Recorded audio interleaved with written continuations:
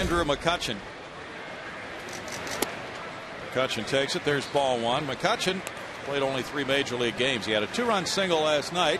231, 3 for 13 with 3 runs batted in his brief major league career. Looks at that pitch for a 1-ball, 1-strike count. McCutchen has shown his speed in this series. Had quite a major league debut Thursday. 2 for 4 with an RBI, 3 runs and a stolen base. And now he singles to left center field to open this game. And McCutchen is 1 for 1 in steals as a major leaguer.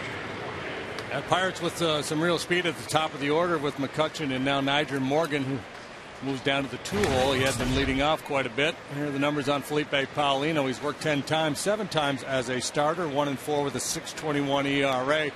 So the numbers overall not really impressive, but that right arm is, and at times he's been very good this year. Young pitcher still trying to figure it out. He threw a dandy last time against the Rockies. He's not enjoyed run support from his mates.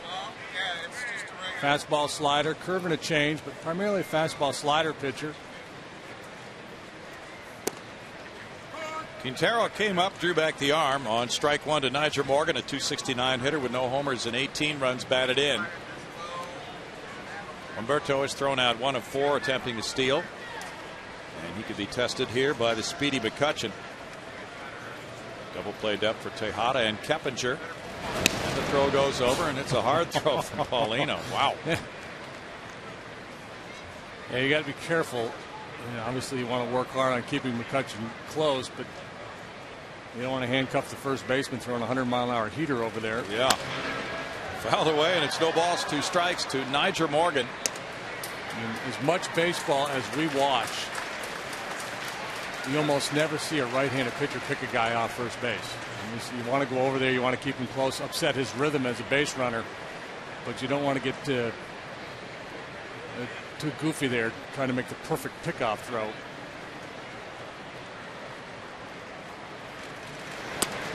Off the mitt of Quintero, and now McCutchen will advance easily to second base on that high pitch. Yeah. And so many times you see it when you get a speed demon on first base like that and the pitcher concentrates so hard on trying to keep him close, and then things at home plate go awry. Here he uses a quick step, and because of that he's not able to get on top of his fastball, and he just airmails it. A wild pitch, his 3rd of the year. You don't want to get too obsessed with shutting down the running game in the first inning.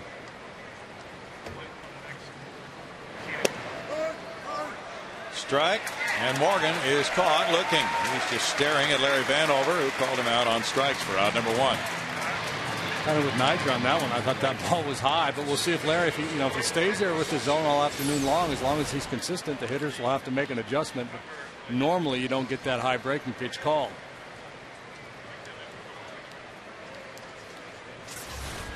Now Freddie Sanchez is the batter. He had a 9th inning single last night in the Pirates' 6-4 win. That's his only hit in the series. Sanchez takes, and it's ball 1 high to a man with 68 hits. He's 7th in the league in hits. He has a .312 average with 4 homers. He's driven in 18. He's gone 3 for 23 in his last 5 games. That one's up again, and it's 2 balls, no strikes with Adam LaRoche on deck. Yeah, I think Hugh's going to tell Paulino, hey, look, let's not worry too much about the base runner. Go ahead and use your full delivery. Keep that front shoulder closed, and let's get that ball going downhill. When he flies open, his front shoulder flies open, he elevates the fastball and he hangs the breaking ball. Plus, it becomes much more easier to see for the hitter when he flies open. They see that ball out of his hand better.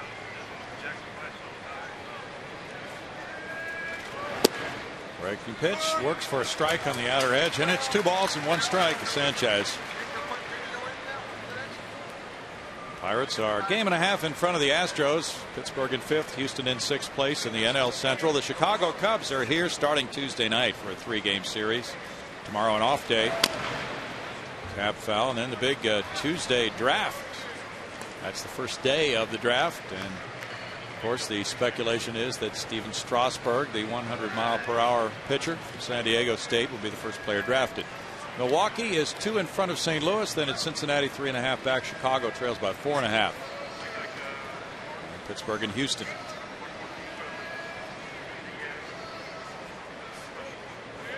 The Astros had a lanky left-hander working out in the bullpen for some of the scouts today. We got a look at 40 some odd players yesterday in a workout. Fly ball heads for right field. Hunter Pence over in position. McCutchen will go back and tag, but he won't move. As Hunter hits the cutoff man, it's out number 2. And now Adam LaRoche, a man with an 8-game hitting streak. He's hit .407 with 5 doubles in the last 8 games, and he's been a real Astros nemesis this season. The LaRoche boys did a lot of the damage yesterday. 2 big innings, 2 3-run innings against Roy Oswalt yesterday. Pretty much the story of that ball game. And Andy and Adam LaRoche both 2 hits each in those 2 innings. Adams hitting .462 against Houston pitching this year. 2 homers, 4 runs batted in. He's now up to .316 lifetime against the Astros.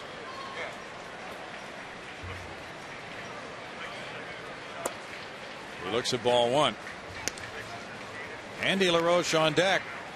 Adams tied for second in doubles with 19. Adam with 2 hits and a walk in last night's game. Paulino gets it in for a strike. That evens the count at 1-1.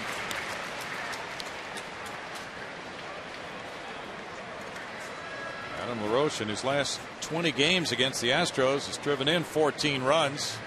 Outstanding numbers.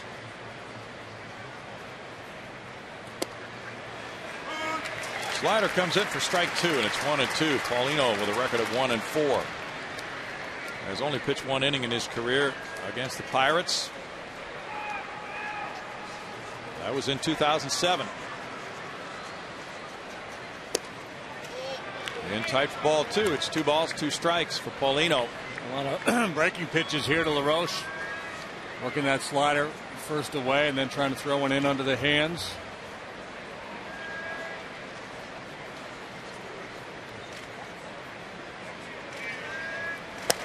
And a high one gets him on strikes. 2 strikeouts in the first inning for Paulino. No runs a hit. A runner stranded at second. No score.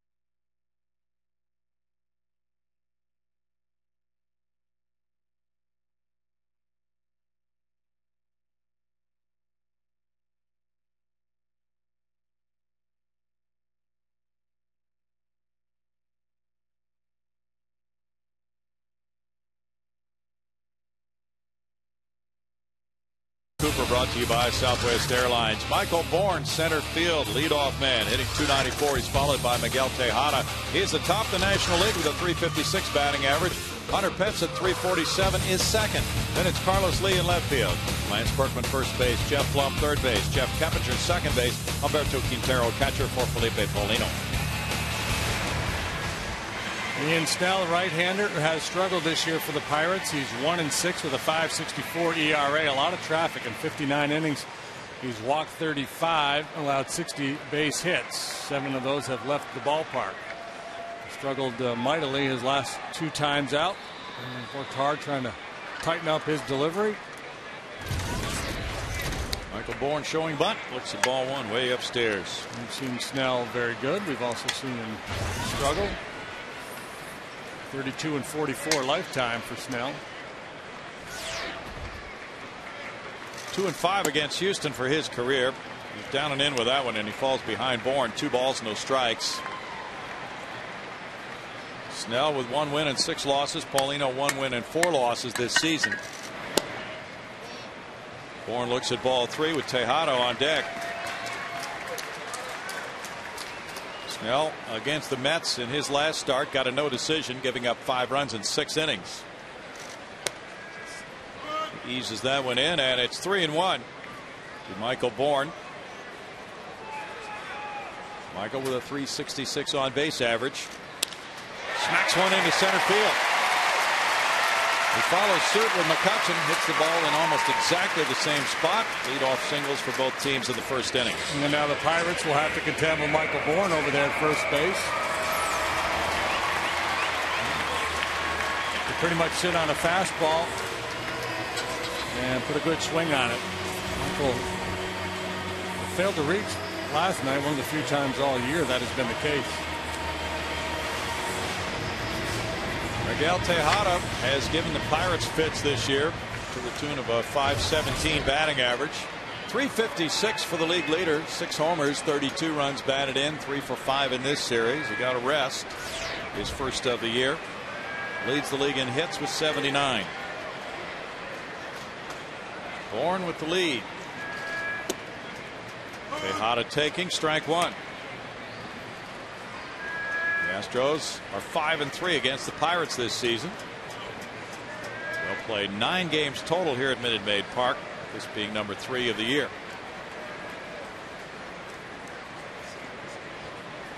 Snell had a rough month of May, 0-3 with a 7.5 ERA. His 1 win came April 18th against Atlanta with 7 shutout innings in that one. He's trying to snap a 4-game losing streak today. Upstairs, both pitchers up in the early going, and it's 1-1. And I think a lot of it is because of the speed on first base. You try to quicken the delivery, and the mechanics fall apart a little bit.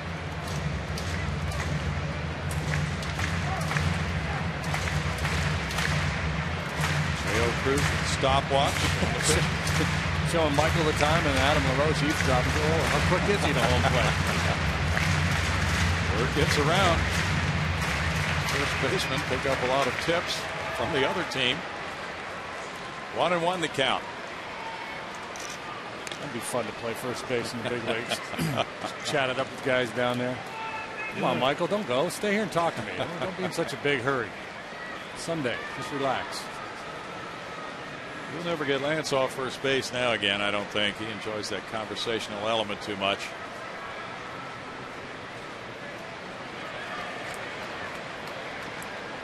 But not every first baseman is conversant.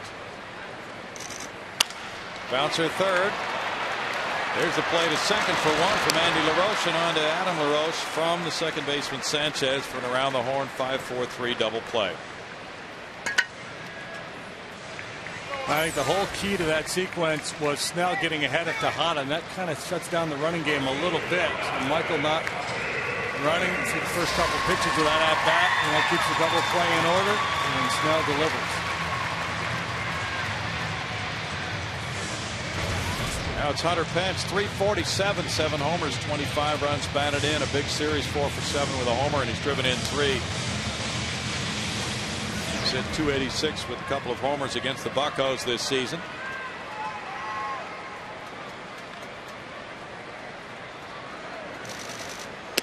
He's had a homer and a triple in 2 games on this homestand. Homer and triple in the same game. That's pretty rare. Ball 1. Last night a homer in the first off Paul Maholm and a triple in the 3rd inning.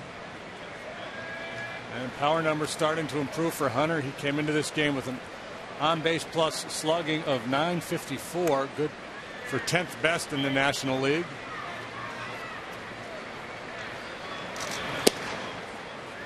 Snell gets a strike to make it 2-1. On Wednesday against Colorado, Hunter had 4 hits, including a triple and a home run.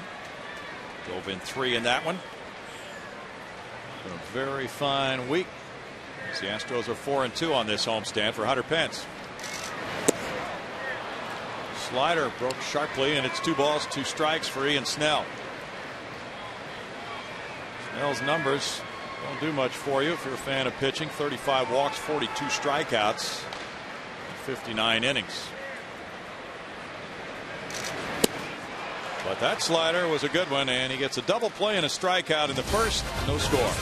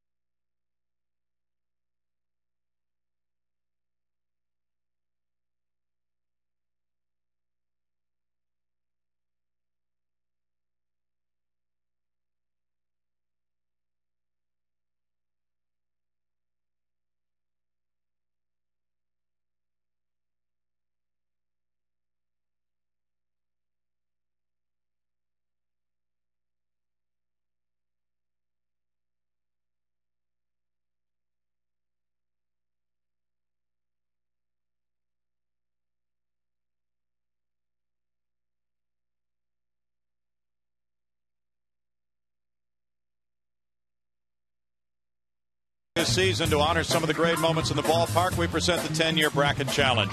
Round 2 is ongoing with Brad Ausmus' final game homer off Mike Hampton. That's one of your choices. The other is the Jeff Bagwell pinch hit game winner in 2002 on the day Darryl Kyle died. Go to Astros.com to cast your vote today. 0-0. There's the first pitch here of the second inning to Andy LaRoche. He takes it for strike 1. 3-0-2 for Andy. 2 homers, 27 runs batted in for LaRoche. The right field line that slices away from Hunter Pence and into the seats for an 0-2 count for Andy. His numbers look very good right now. First time these two teams met in mid-August. He was off to an 0-for-18 start to the season. He missed the Friday night game with a bruised right knee. Responded with 2 hits and a walk last night. And it's 1-2. Quite a show by the LaRoche brothers, as JD pointed out. They each had 2 hits and a walk. And back-to-back hits in those 3-run second and third innings last night. That one's a line drive to right field. He didn't try to do a whole lot with it and winds up with a single to the opposite field.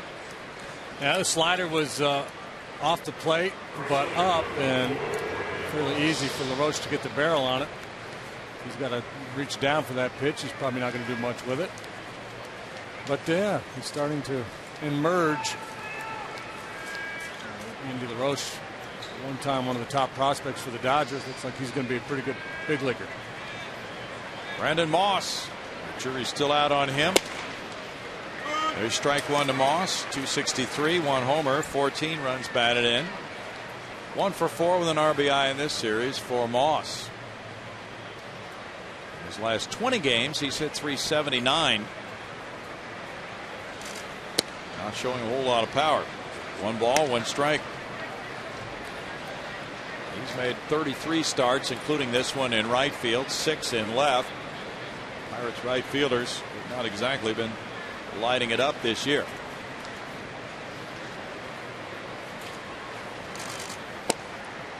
What a turnaround from last year when they were featuring the most potent outfield in the league. Bay and McLeod and Xavier Nady. Yeah.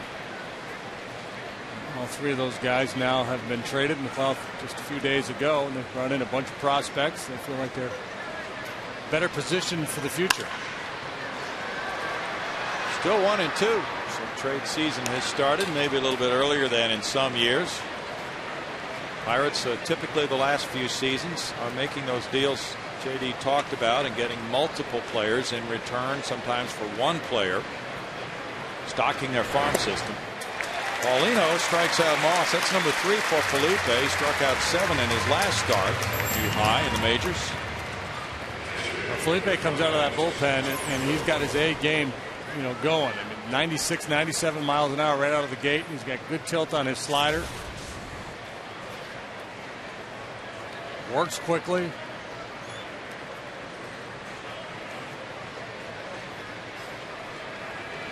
Jason Jaramillo, the switch hitting catcher, has good numbers this season. Filling in for the injured Ryan Doman. Ball 1 inside. Jaramillo, 275, 1 homer, 13 runs batted in, 1 for 6 in this series. He's driven in a run. Has a 359 on base average. Robinson Diaz, the other catcher, also has hit well in the absence of Domet, but Pirates really do miss Domet. He was a run producer. I hope to get him back in July after right wrist surgery. Ramon Vasquez is on deck. It's 2-0 now to Jaramillo. Came from the Oklahoma State program, which has been a fine one over the years. Cubs lead Cincinnati 3-1 in Cincinnati. They're in the top of the 5th inning. Randy Wells pitching for Chicago. Runner going. That one's hit to left center field. That's a gapper. And the Pirates will take a 1-0 lead. Andy LaRoche will score easily on the RBI double by Jaramillo. That's his 10th double of the year. RBI number 14.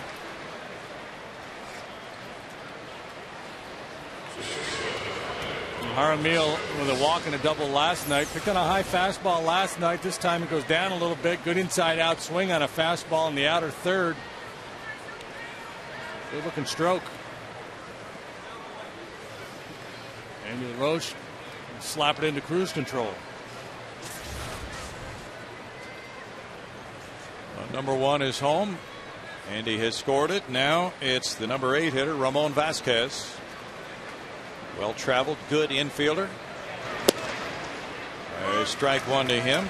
267 for Vasquez. No homers, 8 runs batted in. Jack Wilson was injured last night, not thought to be serious. The right shoulder was bothering him on that play at second base. Judge Rodriguez tumbling over him. No balls and 2 strikes for Ramon Vasquez. He had a 4-hit game Thursday against New York, starting at shortstop that day. That's great production from a backup player who also can play third and second. This is his 12th start at shortstop there this year. He started 5 times at third and once at second as well. Fouls it away. Still 0-2 with pitcher Ian Snell on deck. Well behind the previous fastball at 97. This time Felipe gets 98 on the gun and a little shorter stroke by Vasquez. Stepped out after the previous one, said, all right, I need to turn this up a notch. Catch up to this kid's heater.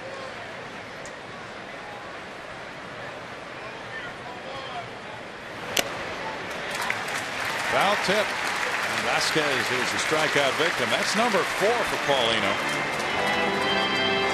The one piece missing for Felipe is the changeup. He's got one, and at times pretty good, but he's not consistent with it. And once he masters that pitch or gets some degree of mastery of it, he's going to be so tough, because right now lefty's getting pretty good looks at him, hitting 358 against him coming into this ball game.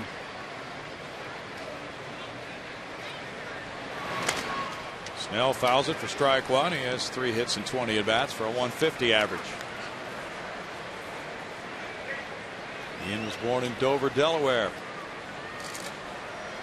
Pirates signed him to a multi-year deal. Now Tejada comes in, and there's a physical problem here. Head athletic trainer Nate Lucero has been called out to the mound. With Paulino hurting. Looked like he was grabbing at the right groin area.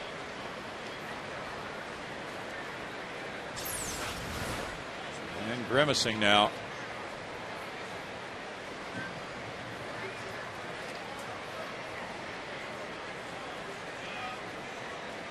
I don't know if something's been bothering him and he aggravated it, or if this is the first time, but clearly something barking.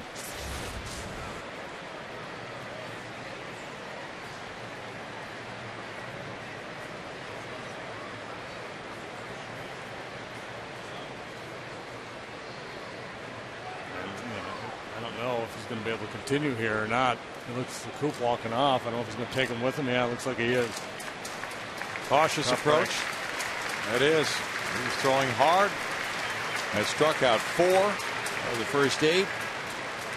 And he can only be the loser or get a no decision now, trailing 1-0 here in the second inning. Somebody gets a chance to come in and be a hero. And we'll see a pitcher come out of the bullpen and warm up apparently on the mound. On the field, don't know yet who that will be. We'll find out in just a moment.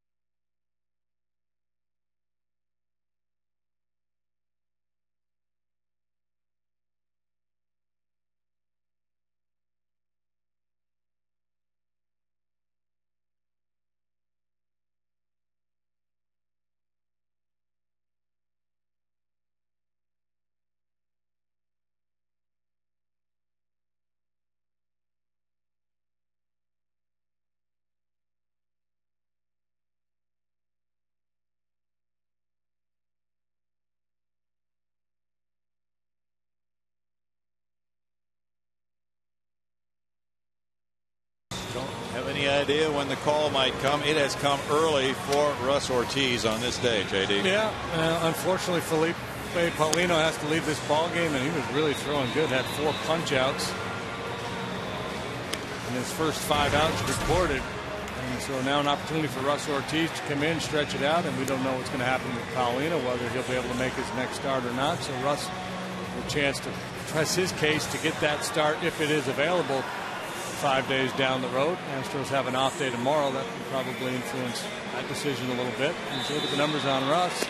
Did pretty well this year, actually. Taking that last starting rotation relatively early on as he started the season as a swingman, working both out of the pen and as a spot starter. Just turned 35 on Friday. 4 consecutive scoreless appearances working, including a 4-inning relief outing against the Rangers back on May 24th. Seen that ERA whittle away now to 4.46. Yeah, he has brought it down quite a bit with that stint you talked about against the Rangers, and then 3 others. A total of 8 scoreless innings in the last 4 appearances for Russ Ortiz. He pitched 1 scoreless inning in relief at Pittsburgh on the 13th of April, and then started a game at Pittsburgh later on that week on the 16th, going 4 2/3 against Jeff Karstens, getting a no decision, 99 pitches. And such has been the pattern for Russ this year. He's gotten 3 wins at home, 2 as a starter against the Dodgers in Milwaukee, and then in relief against Colorado last Tuesday in the 11-inning game, coming in with the game tied 2-2 in the 11th, and then the Astros on the winning run in the bottom of the 11th inning. He'll get all he needs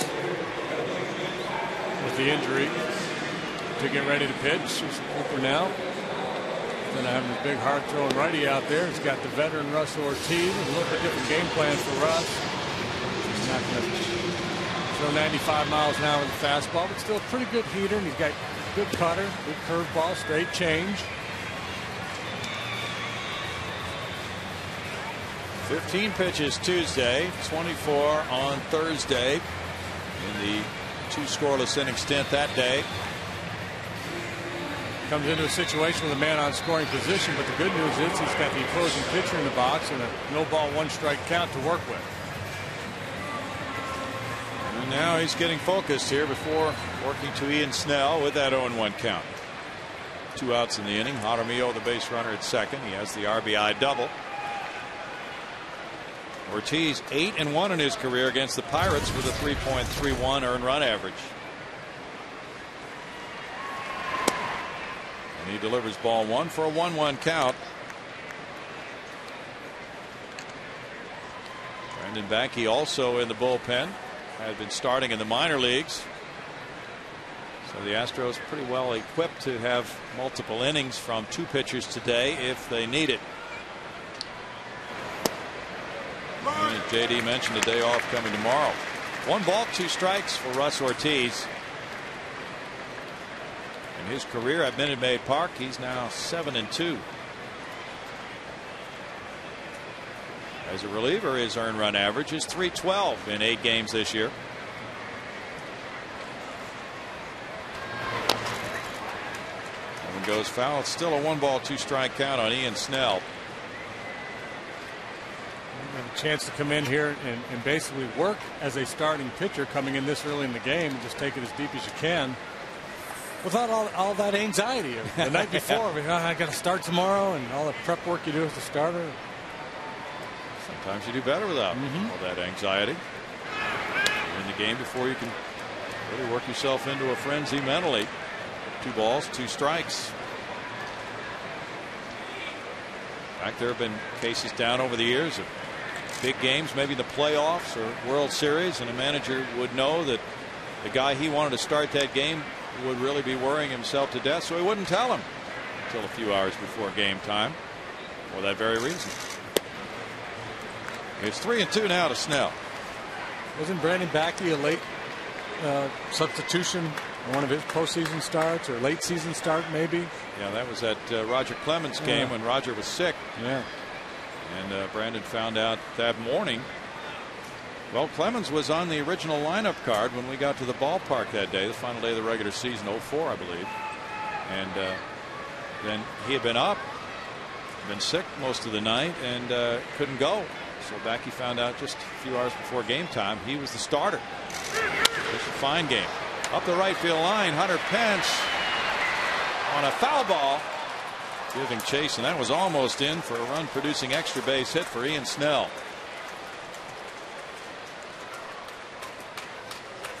Snell was at second base. Well, we'll see how close it was. A slicing drive deep into that right field corner. Oh my goodness. Really close. Wow. For Dan Isagna, first base umpire.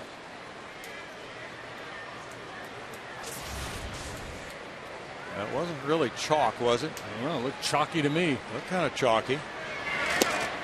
And a strikeout. The Astros might have caught a break. The Pirates, though, grabbed the lead with a run on 2 hits. They left a man. It's 1-0 Pittsburgh in the second.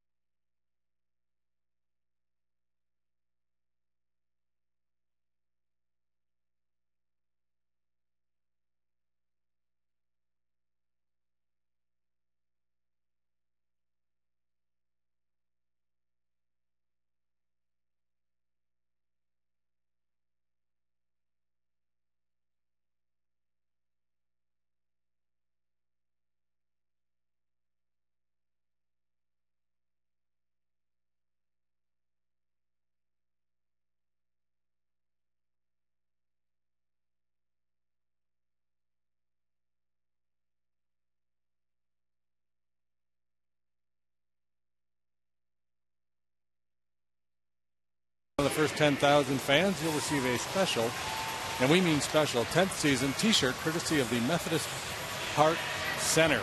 1-877-9-ASTROS would be one way to get tickets, or you can log on to astros.com. Sean Barry will sign on to your treatment there. He got great treatment as he has returned from kidney cancer surgery to rejoin the Astros. And Sean regaining his strength. Well, he'd love to have an offensive show like he saw Friday night in the 9-1 win over the Pirates, JD. Yeah, it was one of the few real easy games the Astros have had this year. They're very good in all facets. The pitching was good. The hitting was good. Made a couple nice plays in the field. He'd settle for one of those here this afternoon. Get the day off tomorrow, and then the Cubbies come to town. Chance to win their third consecutive series if they clip the Pirates here this afternoon. Now, that's not such a small thing in recent history for the Astros. It's been a while since they've won 3 series in a row. Last September, final 3 series of the season. These fans watching a 1-0 game as El Caballo leads it off in the second for Houston. He's on a 4-game hitting streak. Hit his 13th career grand slam in that 9-1 win Friday night.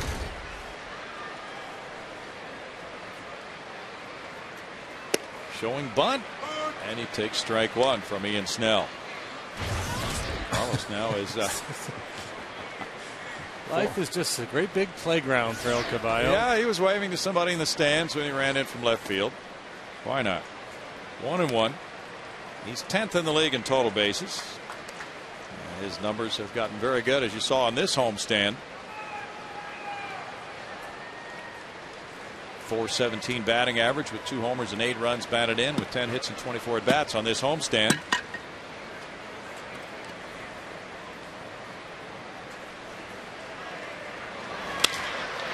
Line, and by the shortstop, Vasquez on into left field. He tried to play it on the short hop to the backhand side, and Lee got it by him. It looked like he got caught in between, trying to make a decision whether to catch it in the air or play it on the short hop, and not able to come up with it. Jack Wilson, one of the better defenders in the business, probably makes this play. Not an easy chance, but I think that's a play he probably should have made. He moves in a step, he catches it in the air. Yes. Easy from up here. It's an error on Vasquez, his second of the year. Reaching on the error, and now it's Lance Berkman. 240, 10 homers, 32 runs batted in for Lance. Ball 1 is high to Lance. With those numbers, he's 1 for 5 in this series. His 5-game hitting streak was snapped last night as he went 0 for 3. He's walked in 5 games in a row now. Walked 40 times for the year in 54 games. 1-1. Yeah. The Bucks really don't play him as a strong pull hitter like some other clubs. As a matter of fact, in the outfield, they're playing him a little bit towards left center. McCutchen favoring left center. Moss way off the line and right. So they're bunching, trying to take away the alleys. They're giving him the right field corner.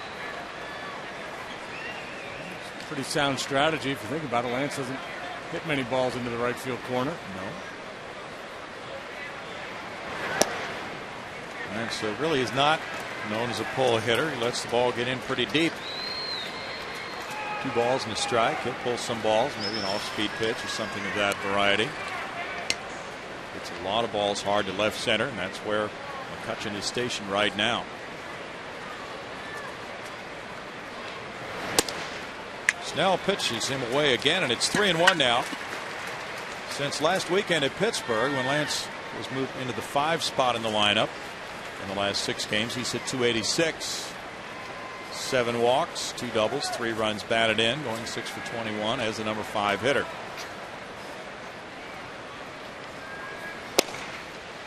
Snell delivers strike 2, and the count is full now with Carlos Lee on at first. Felipe Paulino went 1 2/3 innings. He allowed 3 hits, 1 run, had no walks, and struck out 4. Jeff Blum on deck as Snell Takes a step off the rubber.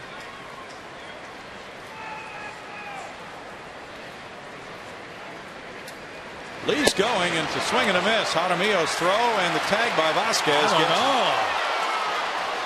I'm kind of with you, El Caballo. I think you beat it. Sam Holbrook made the out call. Maybe made an assumption. Carlos gets a great jump. They're counting on ball 4 or contact. They get neither. Now let's take a look. Boy, I don't know. Maybe that front foot was outside of the bag, but the front foot was ahead of the tag. Whether he made contact with the bag or not, I'm not sure. Very, very close. I think he was in there, but tough call. Looked like he was just in ahead of the tag. Look their way. There's another view. And you can see why Carlos had a beef. A 2-6 double play, 2 double plays in 2 innings for the Pirates. Cecil Cooper out. And now the Astros have Jeff Blum batting with 2 outs, nobody on. That was the second strikeout for Snell. Yeah, that's pretty rare to see Lance swing through a 3-2 fastball down there. If it's up sometimes, but down there, he's usually going to get a piece of it. Ball 1 to Blum. 265 for Jeff. 1 homer, 15 runs batted in. 3 for 12 on this homestand. Line shot, right field. Headed for the corner and extra bases. Blum into second with a 2-out double, of course, after the caught stealing. That's a given. That's his 6th double of the year. That happens 79.6% of the time. And of course, when it's a caught stealing double play, then you're going to hit a double. Jeff Blum with that classic left-handed swing, dropping the head down ahead of the bat, that is. Rifling that ball into the corner. He dropped his head down and ran. So that's the way it goes sometimes. In the first inning, the Astros weren't running with Bourne, and Miggy grounded into a double play. So in the second inning, in an attempt to stay out of the double play, they start Carlos and get the strikeout throwout double play. So the Pirates, Jaramillo using this, with the man on second base, they use taps, hand signals, as opposed to fingers. Strike to Jeff Keppinger. Apparently they feel like that's more difficult for a base runner to steal than if you're using fingers. Okay. Sequence of signs. Keppinger 266, 2 homers, 6 runs batted in. He is 1 for 12 with an RBI on this homestand.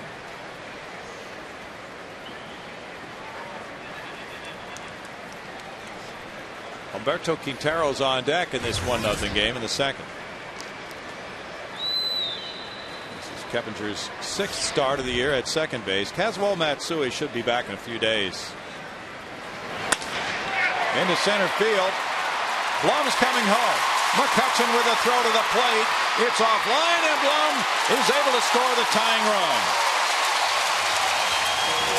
RBI single Keppinger. His 7th run batted in ties the game 1-1.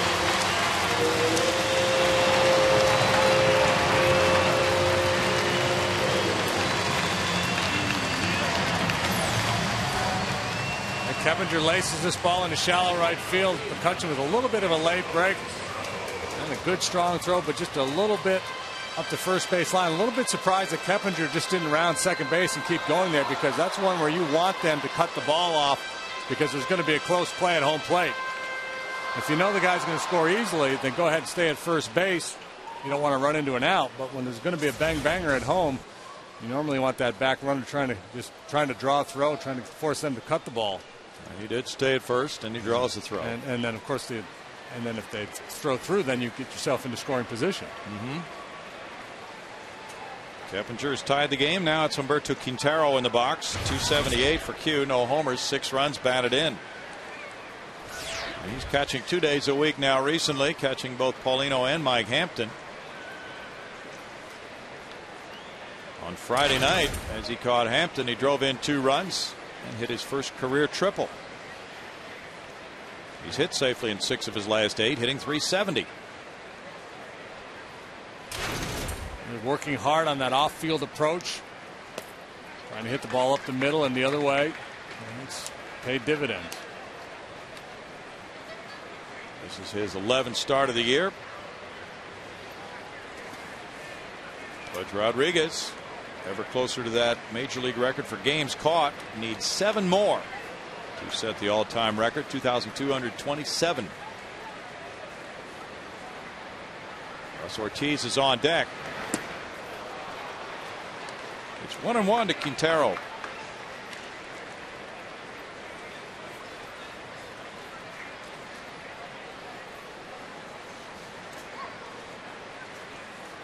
Pirates starters have won 18 and lost 20. They're in the middle of the pack in the National League in ERA. Paul Maholm went 7 last night, giving up 4 runs. Notched his 4th win of the year. Fly ball. Brandon Moss in right. Handles the 3rd out. And the Astros get a run on 2 hits with an error and a man left. It's 1-1 after 2.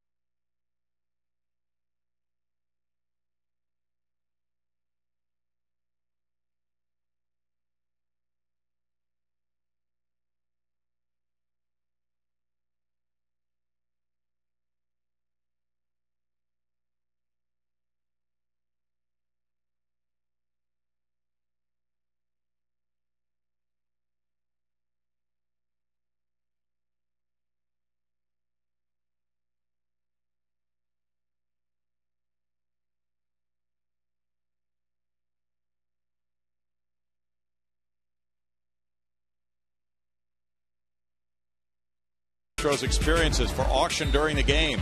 Go to astros.com/community to find out more details on the bidding items.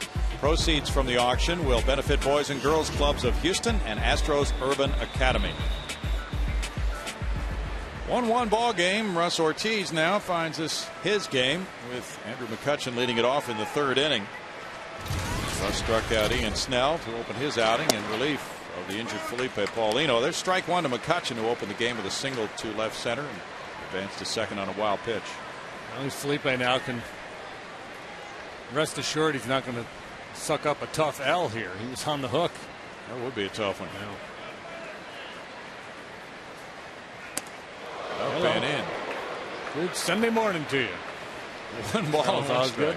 I had that happen to me once in Pittsburgh, as a matter of fact. I think it was the first hitter of the game, Gary Reedus, hit a line drive off my arm. Oh, yeah. I had to come out of the game. He scored. And I was looking at an L, and then we finally came back and took a lead somewhere in the 6th or 7th inning. That would have been a tough one. Very difficult loss. 2-1. A year that Kevin Bass hit the foul ball off his shin and broke a bone. Was that in Pittsburgh? Seems like it was. Yeah, I don't remember. I don't remember things that happen to other people as much. I'm selfish that way. Most people would agree with that. You're dumb enough to foul a ball off his shin. Keppinger out in shallow right center. And it's out number 1 for Russ Ortiz. Get the head of the bat out, Kevin. Grief. Yeah, you tend to remember broken bones for yourself more than for other people. Well, I mean, obviously I'm kidding, but we're having this conversation with Rich Donnell, and we talked a little bit about it with all the furor in the Pirates clubhouse about the Nate McLeod deal. That will be over with. That will be a non-issue in a matter of days for the Pirate players. I mean, it's just, yeah, he's your buddy and all that, but you know what? He's gone, and it's time to move on. It happens that quickly. Ball one to Morgan. He was sliding his hand up on the bat.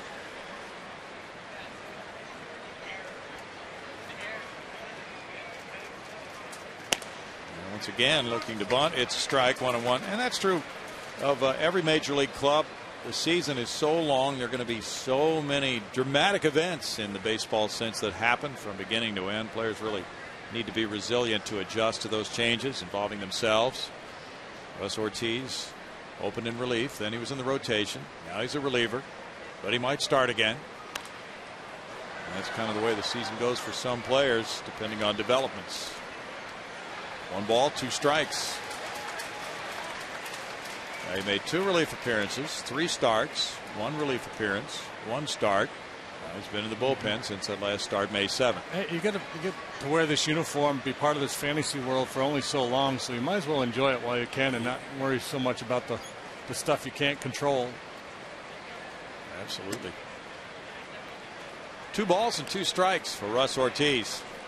That was my experience anyway. I don't know. I can't speak for everybody, but I know when my career ended, one of the first things I did when I got home, I thought that was kind of a weird little experience. Just kind of drifting off into this bizarre world of Major League Baseball for a while, then you come back to the real world.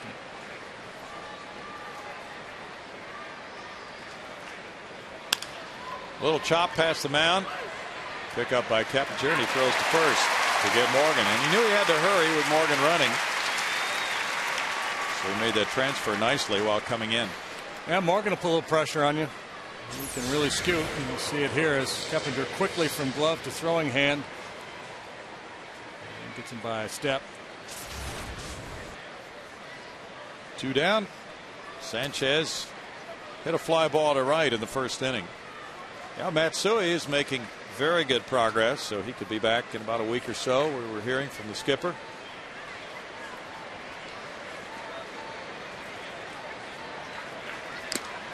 They strike 1 to Sanchez. Jose Valverde and Jeff Geary both through simulated games this morning. And both are getting pretty close to returning. The plan has changed on Geary. He was going to go for a minor league rehab assignment. Now apparently will not do that. Will just throw to Astros hitters. He likes the feedback he gets from the hitters at this level, and that helps him as he comes back from his injury, biceps tendonitis. And Valverde was telling me today his right calf is fine now. He feels really good. Arm feels great. Fouled away, and he's expecting to go out on a minor league rehab assignment very soon. He was called into the office by Dewey Robinson when we were chatting, and apparently that's when he was going to be told what the plan is for him. But he could be back by next weekend, we'll say, if things go well. He said he thinks they want him to pitch back-to-back games in the minors. Foul back. 0-2. And obviously, with a relief pitcher, not as important to go out on a rehab assignment and build back up. These guys pretty much pitch an inning at a time. So Jeff opting to stay here and can understand why. And Valverde, with a couple of appearances in the minor leagues, should be ready to rejoin the Astros. Then a couple tough decisions will have to be made. Yeah, you're right. Roller out to Tejada. Russ Ortiz has a 1-2-3 third. And the game's tied 1-1.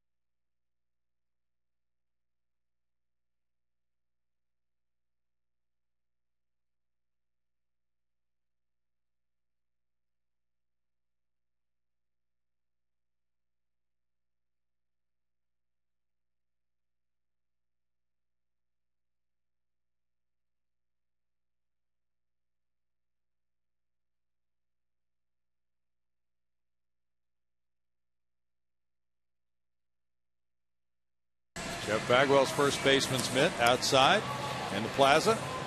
And inside, it's 1-1. Pirates and Astros each with 3 hits. The Pirates have the only error.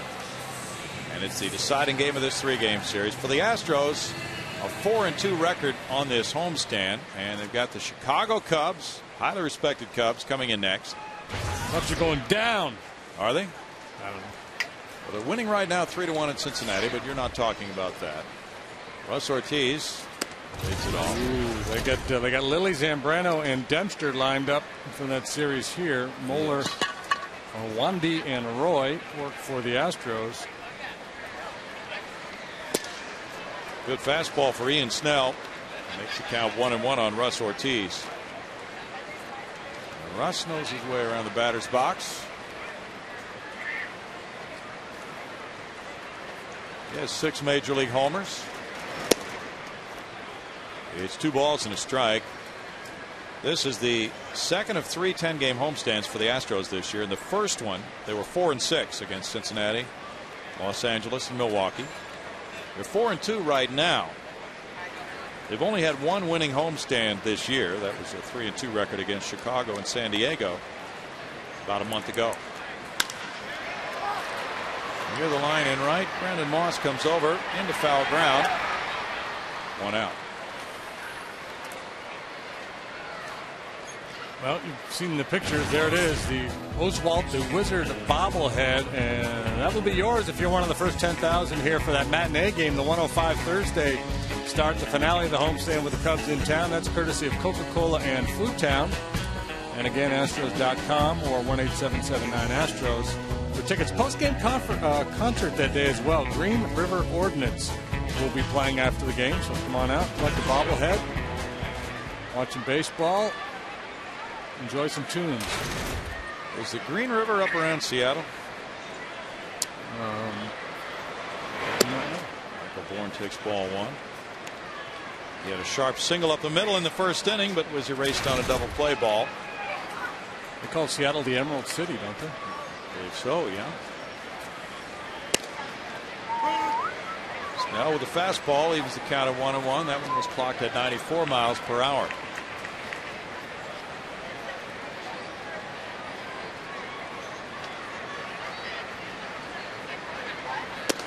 Last year, Ian Snell 7-12 with a 5.42 ERA. He pitched pretty well the year before that. And 2-3 years ago, he was a 14-game winner. So he's shown flashes, and that's a similar story for a lot of these Pirate starters. Came to the big leagues at a tender age. Have enjoyed success, but been a little bit inconsistent. Now it looks like Mahalam and Duke really rounding into form. If they can get Snell to follow suit, they're going to be in pretty good shape. Duke has a 2.62 ERA for his first 11 starts of the year. He'll be pitching tomorrow night in Atlanta. Pirates are there for 4 games. See where Tommy Glavine is considering a grievance against the Braves. Interesting. Because of his release. Boy, that just seems like that's going to end ugly. Yeah. It already has, I guess. Pitcher has to cover here, and Freddie Sanchez gets Snell. The ball safe at first. Bourne beats it out. As Snell took the toss from Sanchez, LaRoche had taken himself out of the play, and it was close, but Bourne beat it. Looked like Snell was over there in pretty good shape, but just a little late reaching for the bag. Very difficult play because the pitcher, you can't get over to the bag too quickly and be looking back over your shoulder to try to make that catch. So you have to try to time it, and Sanchez tries to lead him. And then it's a foot race, and Bourne gets his down just before Snell does. Good call by Dan Isagna there. And Bourne gets his 16th infield hit of the year. He's the National League leader with 16. Hunter Pence has 12, tied for second. Miguel Tejada bounced into a 5-4-3 double play after Bourne singled in the first inning.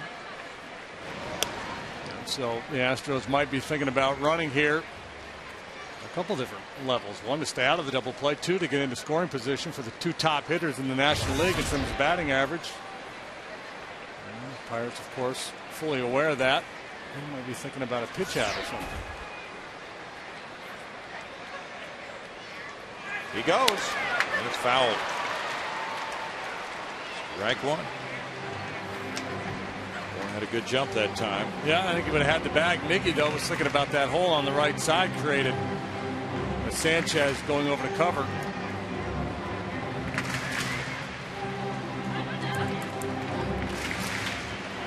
Astros 4 for 4 in steals until today against the Pirates this season. Carlos was thrown out in the second inning trying, and there's the league leader with 19 steals. He's been caught 4 times. 83% of the time he's made it. He's going to have to go away to catch his buddy Carl Crawford, who leads the American League with 35 or 6 of them. Ooh.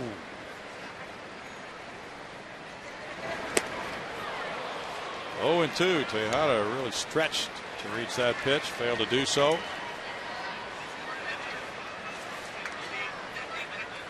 Tejada is hitting .400 on this homestand after 3 more hits last night. That was his 12th 3-hit game of the year. He leads the majors in those. He's 6 hits away from 2,000 now. Bourne draws a throw. 34 for Carl Crawford to lead the American League. That is quite a pace.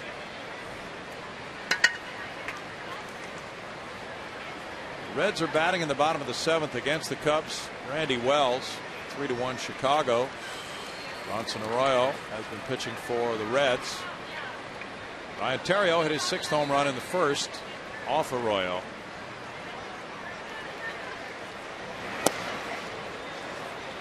One and 2. Randy Wells has been dealing for the Cubs. Yeah, he really has. Has he won a game yet? He pitches well, but usually doesn't win. He had a no-hitter, a perfect game through 5 or 6 last time out. I'm not sure what his record is. It is 0-2 with a 1.69 ERA. He's got bad time. He's getting the wrong days. He'll learn longer in the league. That's the rubber game of that series. Meanwhile, the Atlanta Braves have been shut out twice in a row by Milwaukee in that series. And Manny Parra goes today with an ERA of 6.75. No shutout today. 7-5 Milwaukee in the top of the 6th. The Brewers have just scored 4 and they're still batting. Ground ball up the middle. Diving play. Vasquez getting to Sanchez and on to first. Spectacular double play. That's 3 double plays in 3 innings for the Pirates. Vasquez diving and then Sanchez got the accurate throw on for a 6-4-3 double play. Game tied at 1 after 3.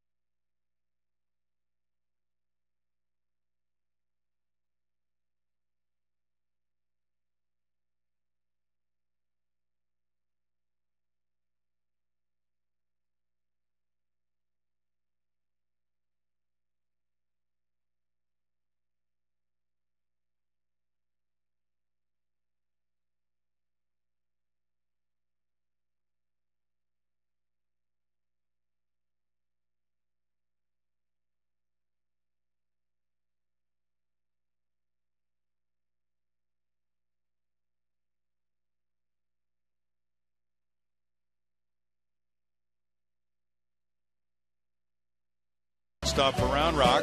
He's driven in 17. Andrew Locke has blazed through the season at AA Corpus Christi. He was over 400 for a few weeks. Now hitting .355 with 10 homers. And Jason Castro, last year's first-round pick from Stanford, the catcher, is hitting .302 at Lancaster with 7 home runs for Castro so far. And one name to keep in mind, Yorman Bizzardo, pitching down at AAA, now 7-2 with a 2.45 ERA. Really been throwing the ball well lately. Adam LaRoche struck out in the first inning against Felipe Paulino. As Ortiz throws ball one outside to LaRoche. Bud Norris also with a 2.63 ERA through 11 starts. He hasn't had a whole lot of luck. He's only 2-4, but the numbers look pretty good. Strikeout an inning for Bud. Fouled away. It's a 1-ball, 1-strike count for Russ Ortiz in relief of the injured Felipe Paulino.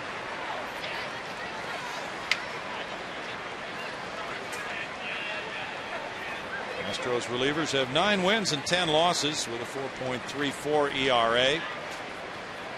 And with Russ pitching those games JD talked about earlier, multiple innings in relief, that's helped to give the other guys a rest. 2 balls, 1 strike.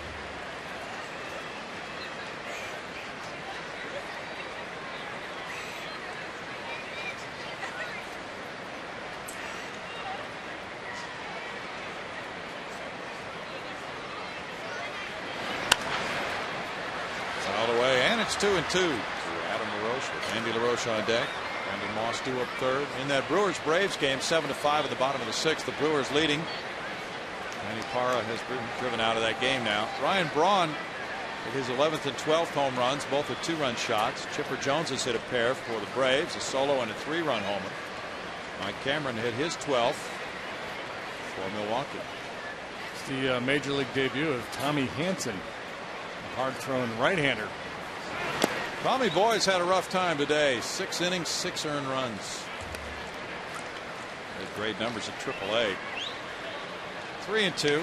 So it was Tommy Hanson instead of Tommy Glavine who joined the Braves rotation this week.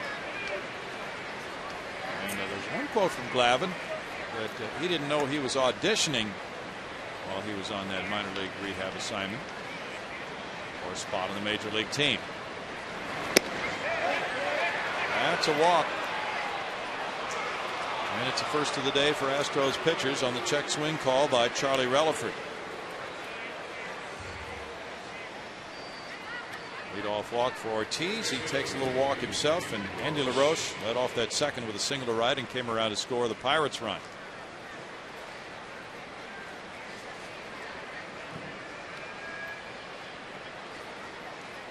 Andy, a former shortstop, playing well at third base this year for the Buccos. Offensively, he's made 6 errors.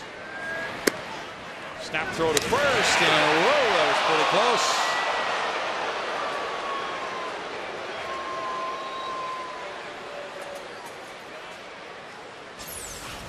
A lot of times Q likes to make that play with a left-handed hitter in the box. He'll throw behind him and challenge for Lance as a left-handed first baseman is work his way all the way across the bag where he can catch and slap that tag on.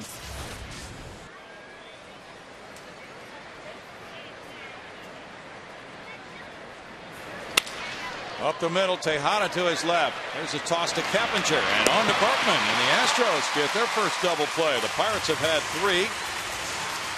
That's 55 this year for the Astros.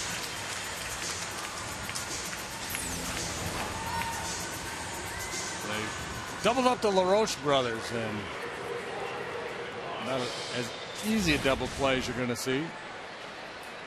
Last night, the LaRoche brothers provided double trouble, being part of those 2 3-run innings back to back.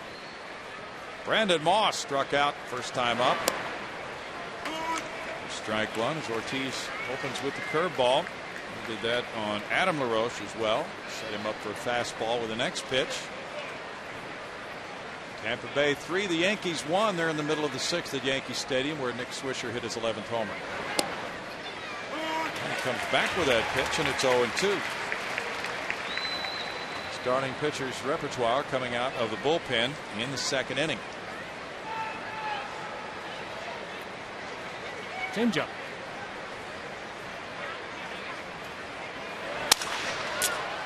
Broken bat liner into right field, and Moss is on with a 2-strike single.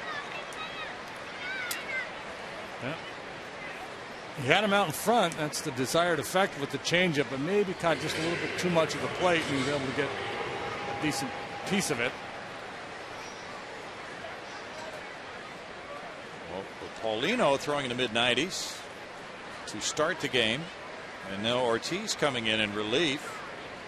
Kind of a different look the way this game has developed with the injury to Paulino for the hitters of the Pirates. Jaramillo had the RBI double in the second off Paulino. Quite often in a major league game, it'll be the hard throwing reliever coming in late in the game. Paulino came out of that bullpen to start the game throwing 97. The Pirate hitters probably ran back to the Steve Perry's clubhouse for more coffee. Ratchet it up here. And they probably told Steve they did not want decaf the way he was throwing. Strike makes it 0-2. Angels and Detroit tied 4-4. They're in the top of the 7th inning. Sean Figgins hit his first homer. Juan Rivera number 6 for the Angels. Angels trying to hang in there close to Texas. The Rangers have a 3.5 game lead in the AL West right now.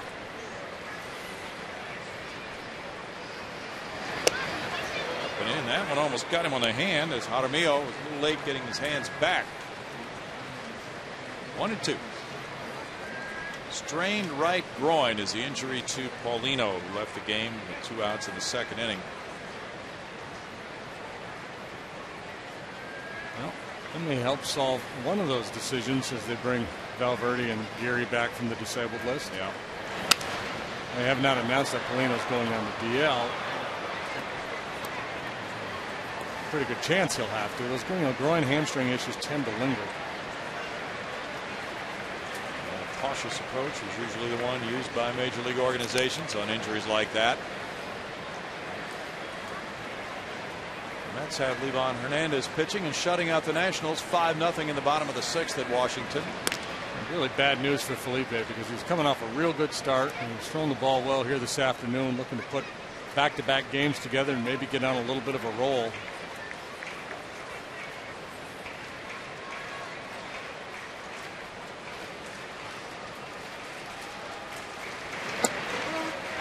Throw to first. The runner gets back.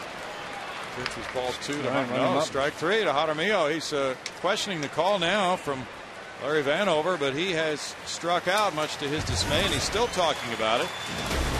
And it's no runs a hit and a man left.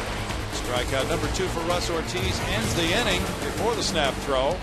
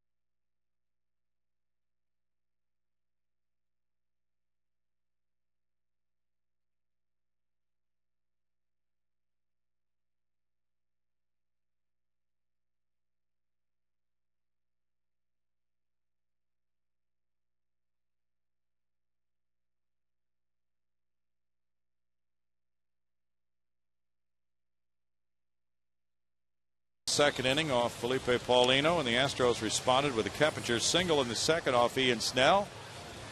That youngster having a fine Sunday afternoon. Good day for the families to come out. When is Father's Day? A couple of weeks away, JD? Whatever the 20-something or other is, whatever Sunday that is. 21st? Yeah, that sounds right. Okay. So, you know, the dads and grads, that's the only way I keep it straight. All the graduations and the Father's Day, they market that as a twin bill. That's always a good day in baseball when fathers come out with the families. Good gift to give dad if you're doing your planning right now. Hunter Pence leads it off in the home fourth inning. The score tied 1-1. The hits are even at 4-4. He struck out in the first inning.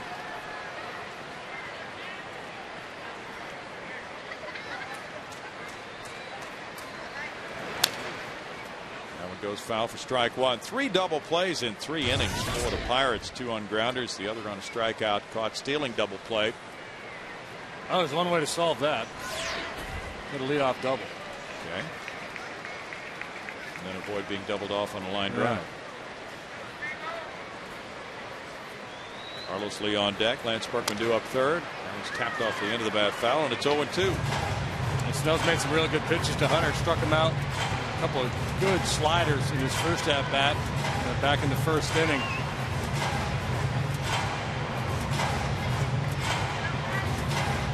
Roy Halladay is 10-1. Shut out Kansas City 4-0.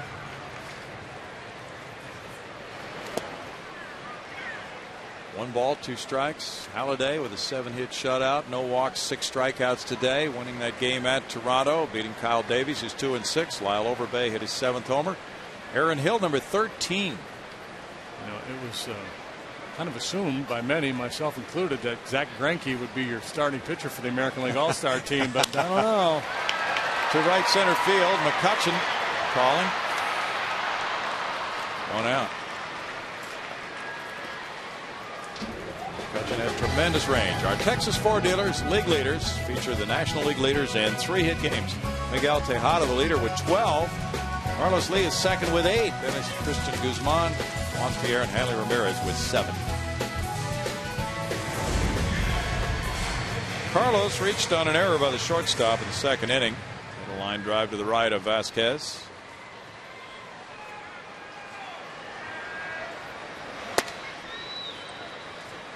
And that's ball 1. Lance Berkman on deck.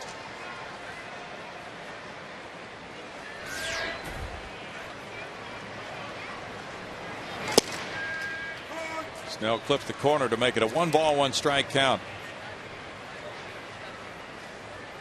Opposing pitchers have thrown 15 quality starts at the Astros this season at Minute Maid Park.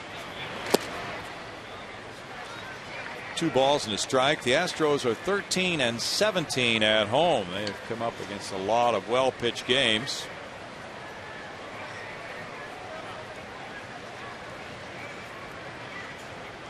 When opposing teams get one of those quality starts, their record is 11-4 in this ballpark this year. The Astros have played really well over the years here, but this year it's been a struggle at home. 3 balls, 1 strike. They are 3.5 behind the Cubs going into play today. The Cubs coming in here starting Tuesday night. 3 balls and 2 strikes. Brian Moeller and Ted Lilly Tuesday night at 7:05. Wednesday night at 7:05, it's Wandy Rodriguez and Carlos Zambrano. Thursday is a 1:05 start for Roy Oswalt and Ryan Dempster. Bounce to the shortstop. Vasquez handles out number 2. No double play in this inning, by golly. And Lance Berkman, who struck out in the 2nd, will be the batter. Now, unfortunately, no leadoff double either. Yeah. Nope. We can get a little something going with 2 outs. Michael Young hit his 8th home run for Texas at Boston. It's 5-3 Rangers after 5. Mark Kotsay hit number 1. He just joined the Red Sox. He was on a minor league rehab assignment after surgery. Red Sox might have several changes coming in the pitching department too. John Smoltz among those.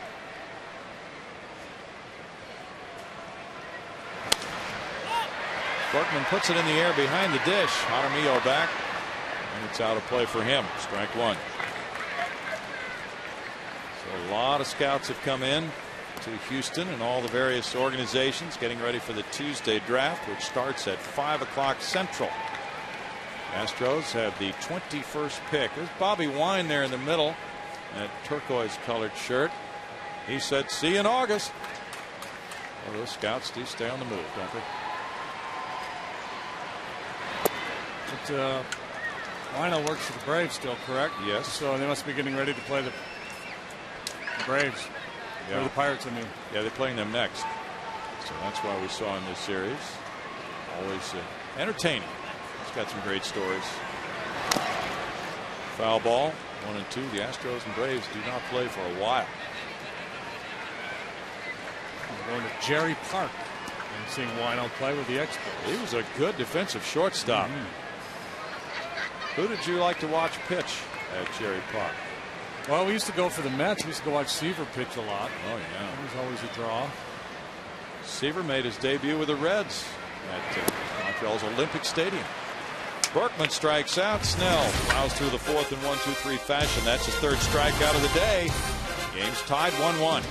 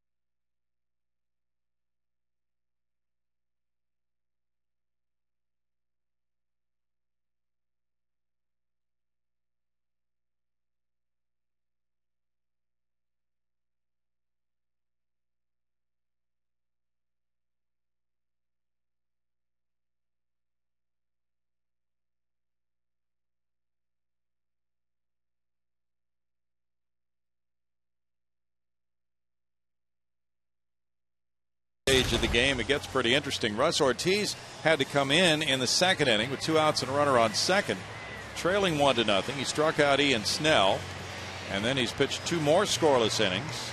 Now it's Vasquez, Snell, and McCutchen in the 5th, and the pitcher spot could come up for the Astros in the bottom half. But the way Russ is throwing, the Astros have to like what they've seen from him, JD. Yeah, if they could get this one and possibly one more out of him, they'd obviously be pleased with that. A lot will obviously depend on what happens in this half and then what's going on with the Astros when they come to bat.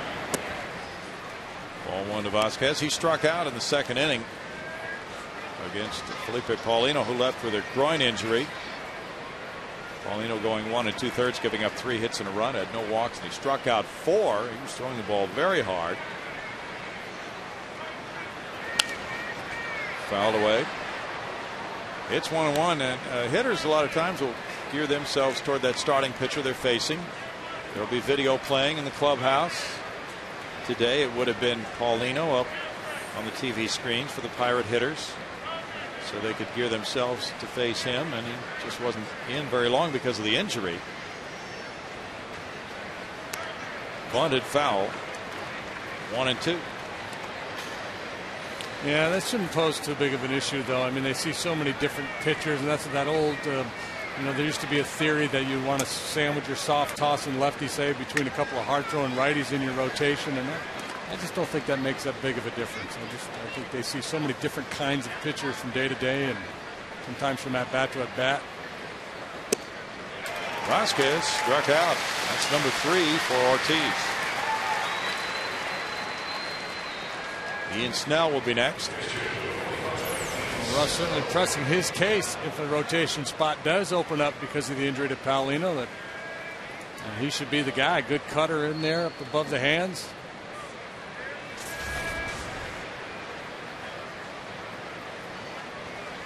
Now on Snell, it's a fastball foul back, strike one. Well, Ortiz in his career has won more than 110 games and primarily has been a starter. So that would have to be his preference. He missed all of last season.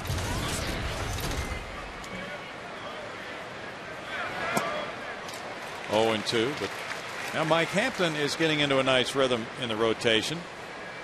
And Mike hasn't had a full healthy season in a number of years. Russ coming back. This might prove to be in the long haul better for Russ that he didn't pile up a lot of innings early if he is to go into the rotation soon. Bounce past the mound, slowly hit Tejada's way, bare hands and throws, safe at first. Ian Snell up the line with an infield hit. It's his 4th hit of the year.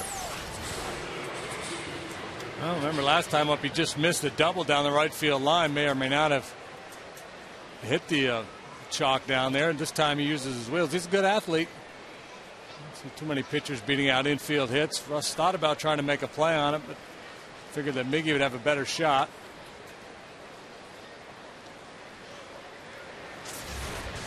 Andrew McCutchen led off the game with a single, and he popped a second in the 3rd inning. That's strike one. Before the season, when it appeared that Ortiz and Hampton would both be in the rotation, Cecil Cooper talked about trying to limit the load on them in terms of innings as they've both moved along in their careers. Russ just turning 35. Mike is older than that. And trying to give them an extra day rest whenever possible, or maybe get them out of the game an inning earlier than you might with a younger pitcher. 1 ball, 1 strike. Ortiz has pitched 34 1/3 innings before today. Hampton 62 innings.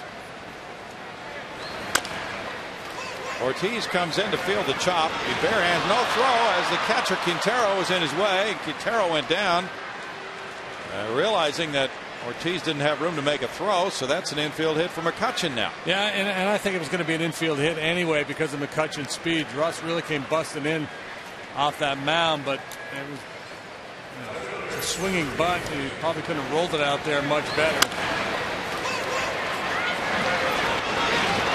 So Q is going to have to go around that ball to make a play. And Russ, as he picks it up,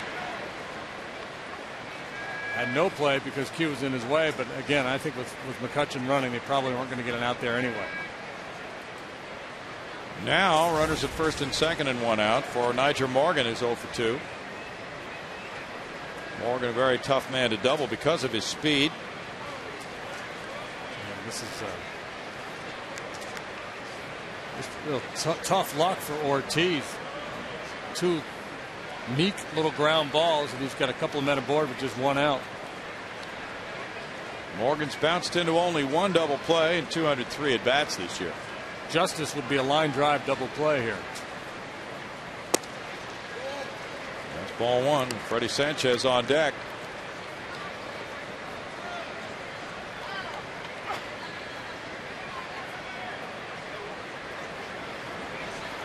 Morgan's got that off-field approach, likes to try to shoot the ball to left field. He does, but it's caught in the air, and Blum throws to second, and there Justice is served. You get your line drive double play from Blum to Keppinger. This one goes from 5 to 4, and the Astros have turned 2 in 2 innings. It's 1-1 in the 5th.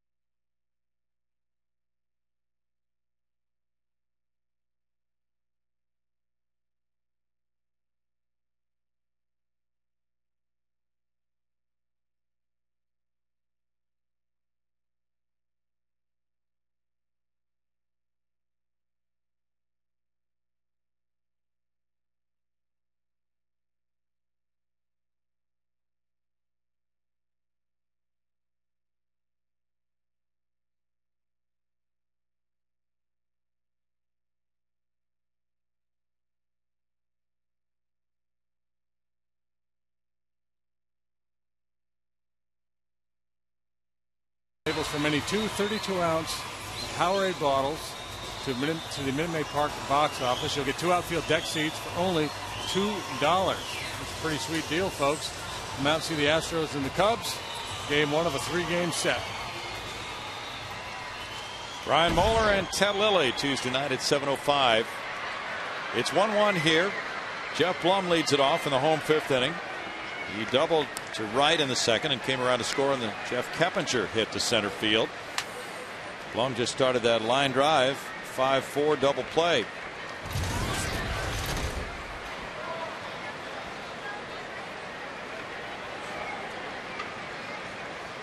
Ian Snell had to do some base running.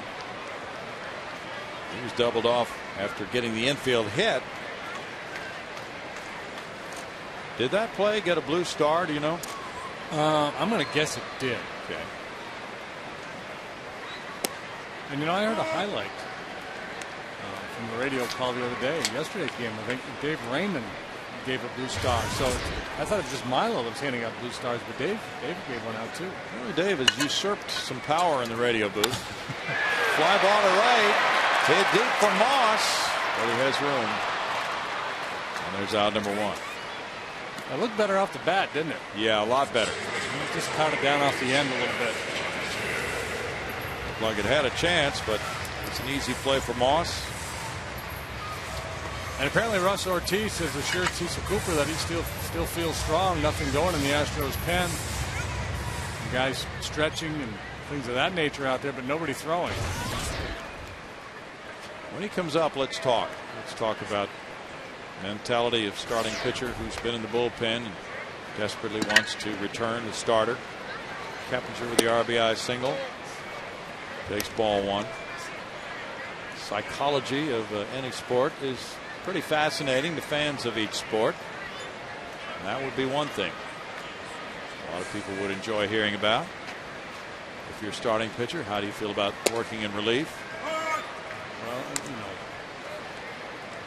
obviously you take it as a demotion initially, but that's the one thing you have to realize your place in this game, whether you like it or not. If you've been demoted, either sent to the minor leagues or given a lesser role, somebody feels like there's a reason for it, whether you agree with it or not. So your job is to kind of hang in there, battle, and change people's minds. Either that or you quit.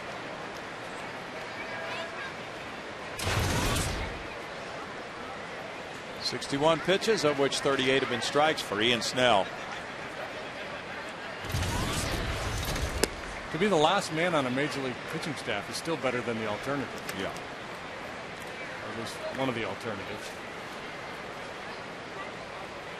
Those are the numbers for Ian Snell. He's trying to snap a 4-game losing streak, and he's also lost 3 in a row to the Astros. He has not beaten the Astros since May of '06. He's had 5 no decisions and 3 losses in that time. Now 3-2 to Keppinger. Certainly has pitched well in some of those, including an 11 strikeout game here on April 3rd of '07, a career high. 6 innings, 2 runs, and a no decision there. Up the line and a fair ball. Keppinger is moving to second base. Brandon Moss plays it, and his throw is offline. A double for Keppinger. He's 2 for 2. 8 doubles for Kep. RBI single last time, tied the ball game, and now this little soft 2-bagger down the right field line. That's the reward when you're a guy like Keppinger who makes a lot of contact, doesn't strike out. This pitch about 3 inches off the outside corner. Not a bad pitch at all. He just reaches out and pokes it down that first base line. Pirates have to be encouraged with what they've seen from Snell so far today. His last 2 starts, 11 innings, 11 runs allowed. Quintero's the batter. He hit a fly ball to right in the 2nd inning. 1-1 game. That was hit number 5 for the Astros. And there's strike 1. Cincinnati has scored in the bottom of the 8th inning to tie the Cubs 3-3. So Randy Wells still going to get his first win, it would appear. Maybe he's out of the game by now. In the dirt, and it's 1-1, but it was a good decision to put him in that starting rotation.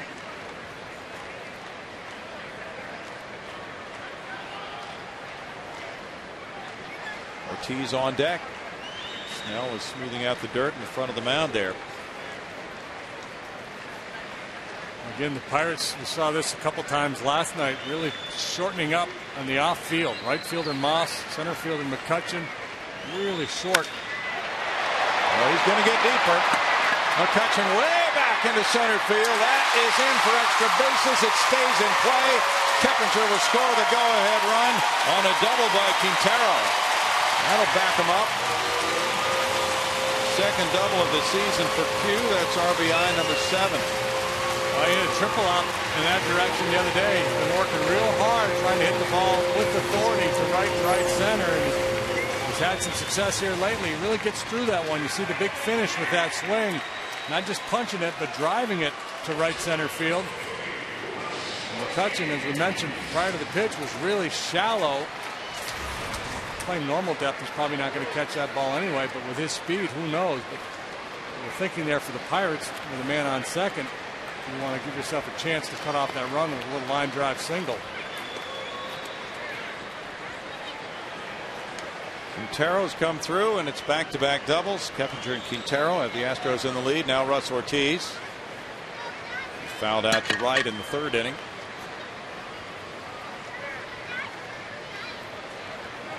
Russ 2 for 11 this season. There is strike one to him. Well, he had only pitched in relief about 30 times in his career coming into this season. So his mentality is that of pitching every 5th day. He stepped right in and done a nice job in this game today with very short notice. Yeah, and the fact that he's had some success in this role, it's going to only enhance his value going forward. If other clubs are looking for a guy, or the Astros beyond this year, if they're contemplating Russ Ortiz, you know what, he did a pretty good job for us out of the pen. Might be a good fit. A swingman type guy to make a few starts for you, also work effectively out of the bullpen.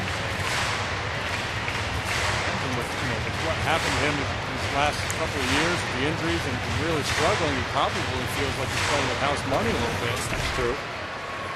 Lilly and Moeller match up on Fox Sports Houston, 6:30 for Astros Live, as the Cubs come into town starting Tuesday night. First of 3. 1 ball, 2 strikes.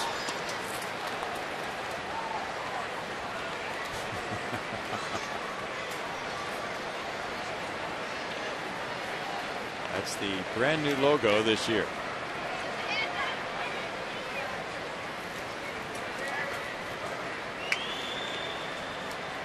Yeah, well, the game might look better in HD, but I don't think I can stake that claim. That's a little problem. Bouncer up the middle. Fielded by Vasquez, and he gets Ortiz with a fine play. Q going to third base, 2 outs. There was that ball earlier, the error that Vasquez made. We thought, well, that's, Jack Wilson probably makes that play, but he's made a couple plays since then that were Wilson-like. He benefited here from the fact that Russ was the runner. Still show pretty good range up the middle. That double play on Miggy that he started back in the third was real pretty. Michael Bourne's 2 for 2. He down an infield hit in the third inning, but both times he's been erased on double play balls after singling. Andy LaRoche is in tight at third on the grass. Bourne calls time. And that's why it's so important for Russ Ortiz to, not to get a base hit, at least to make contact there. You normally don't think of getting from second to third with 2 outs that big of a deal. But with all the infield hits that Bourne gets, it could pay off. Well, for instance, Bourne is second in the league in batting average with runners in scoring position, .395.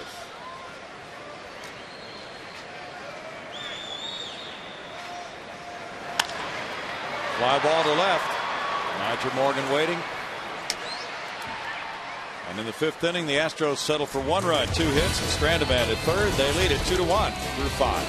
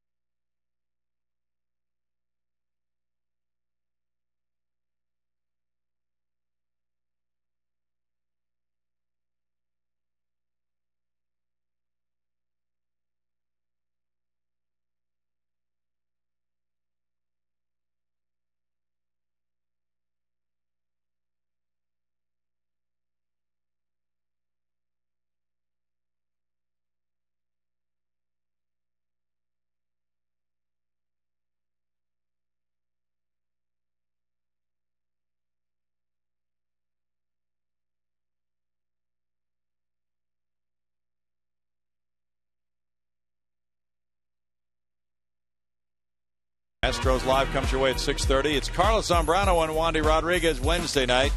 We go to day baseball Thursday. That's actually a 1 o'clock game for Ryan Dempster and Mike Hampton.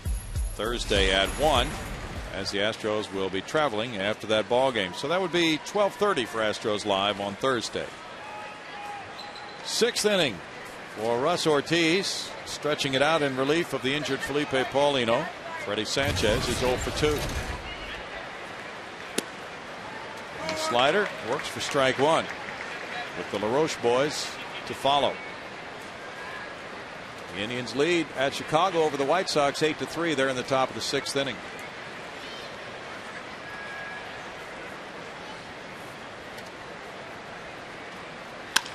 Up the middle, and it trickles on into center field. Sanchez is on with his 69th base hit of the year. Number 7 for the Buccos. Adam LaRoche, who struck out and walked, will follow.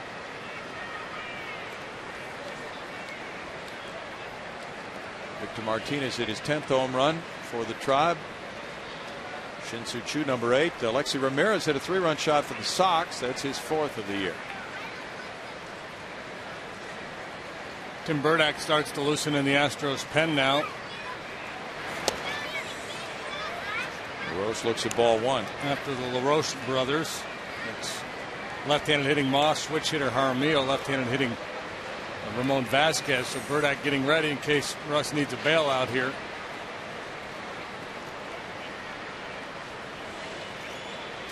Well, there were brothers back in another era. Lloyd and Paul Wainer for the Pirates. A couple of excellent players. Burdack in the bullpen. Big Poison and Little Poison. If anybody's dropped that on the LaRoche brothers. Not sure. Maybe just Big A and Little A. Yeah.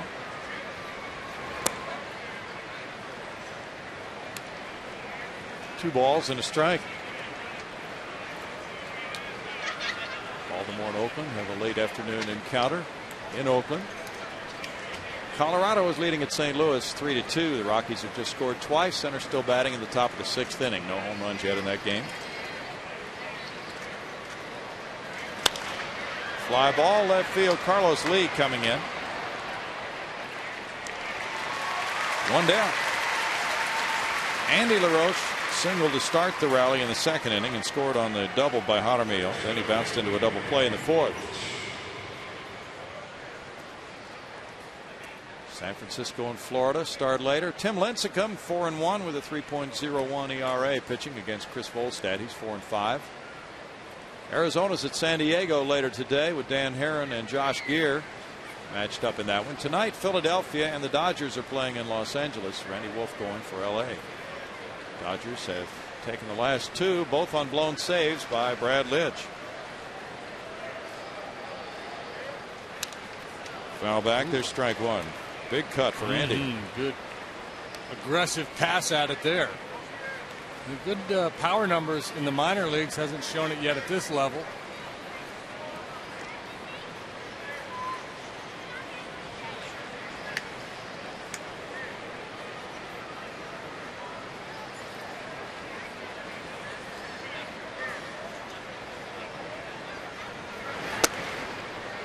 One and one. Bill Madlock once upon a time got a lot of hits as the Pirate third sacker. Won batting titles. He's a right-handed hitter with a nice short compact stroke. And you had the gravedigger Richie Hebner, a left-handed hitter with power. Ortiz with a move to first. Yeah, those Pirates clubs back in the 70s, the Lumber Company. Yeah. You could really swing it. They could. They could run, too. They had the Pittsburgh Steeler, Frank Taveras, base stealer. Tim Foley.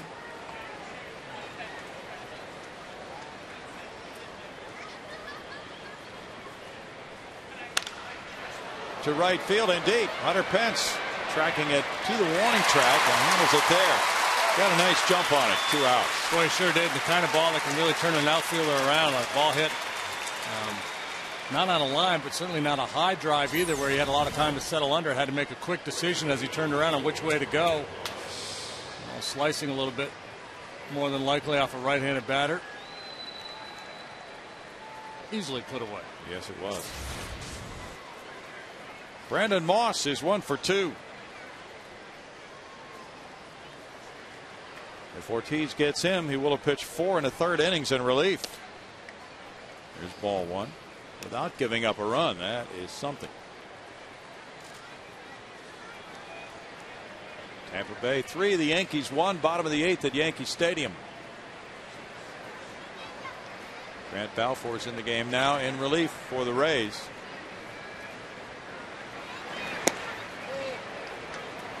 It's 2-0 for Moss. Jaramillo's on deck.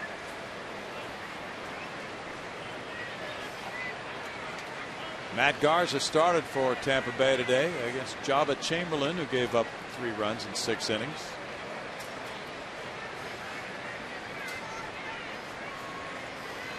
Rays have been hit pretty hard by injuries this year. They're 1 game over 500. They've won 4 in a row. 2-1. Moss takes a little walk after failing to make contact on that 2-0 pitch. Yeah, you want a hitter to be aggressive 2-0, but you don't want him chasing neck-high fastballs. Not unless he's Yogi Berra.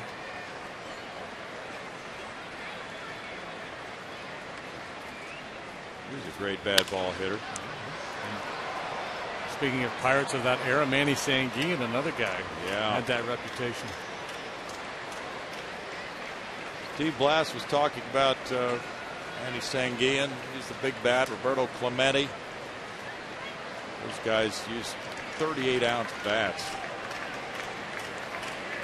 Most players use what, about 31-ounce today? Yeah, I was going to say 31, 32-ounce bats. Broken bat. Ortiz over. Tossing to Berkman. He puts up another 0. In the middle of the 6th inning, it's 2-1 Astros.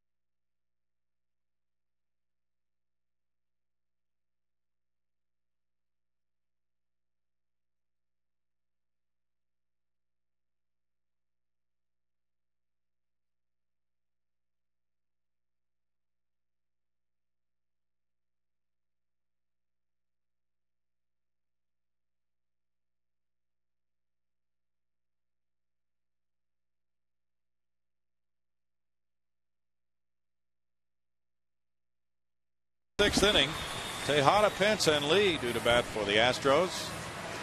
Trying to make this another winning series against the Pittsburgh Pirates, and they've been stringing together those wins against the Pirates. Pittsburgh has lost 4 series in a row against Houston since sweeping a 3-game set here in July of last year. Tejada has bounced into 2 double plays in this game. Secure in the knowledge that won't happen here. He fouls it away. There's strike 1. Yeah, well, I think he set the National League record with 32 of those. He has 8 this year. Yeah,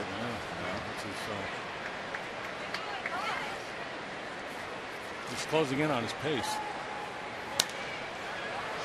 No balls, 2 strikes. But we've been talking. Bounced in the 9. Yeah.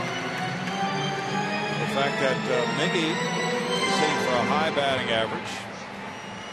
He has walked 6 times this year. So he's making a lot of contact and hitting the ball sharply into these double plays, when others might be walking more often or swinging and missing more often. 1 ball, 2 strikes.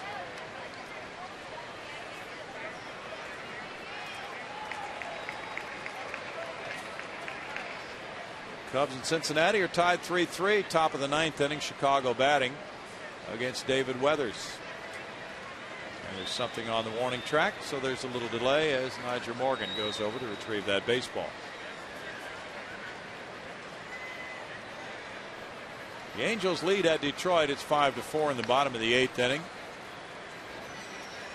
Atlanta batting bottom of the 8th, trailing Milwaukee 7-5. Mets 6, Washington nothing, bottom of the 8th inning.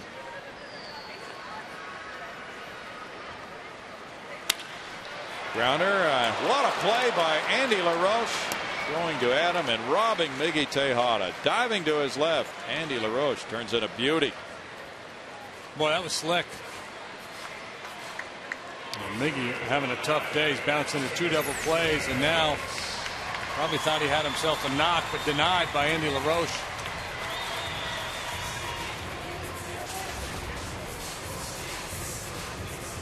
That gives Snell a lift. Snell due up 3rd in the 7th inning, trailing 2-1. Hunter Pence is the batter. He struck out and hit a fly ball to center.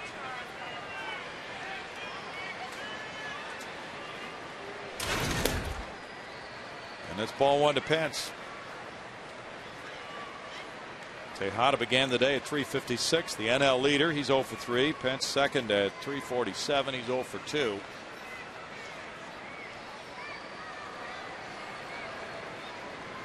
Carlos Lee's in the on-deck circle. And bounces well out in front of the dish. 2 balls, no strikes. Tejada coming into this game today was hitting .380 at home. Pence .377. Tejada second and Pence third in the National League in home batting average.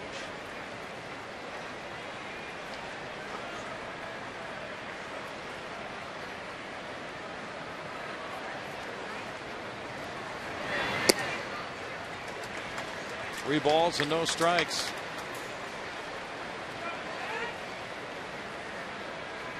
Well, the way he's been swinging it, I suspect he's got the green light here if he wants to turn it loose. And he did, and he fouled it 3-1.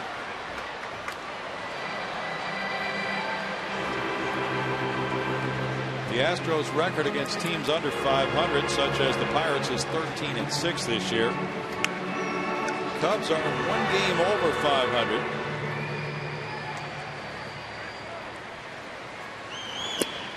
Pence takes a 1-out walk. Number 1 of the day for Snell.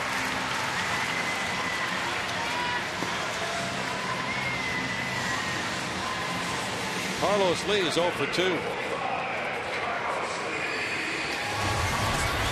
Hit a liner to the right of the shortstop Vasquez, which he didn't handle for an error, and then he grounded out to Vasquez. So the Pirates, who have turned 3 double plays already, have to be thinking about another one here. It's a multicolored sign in the crowd. Pence is going. Here's a throw from Jaramillo. It bounces and he steals it. Number 6 for Hunter Pence.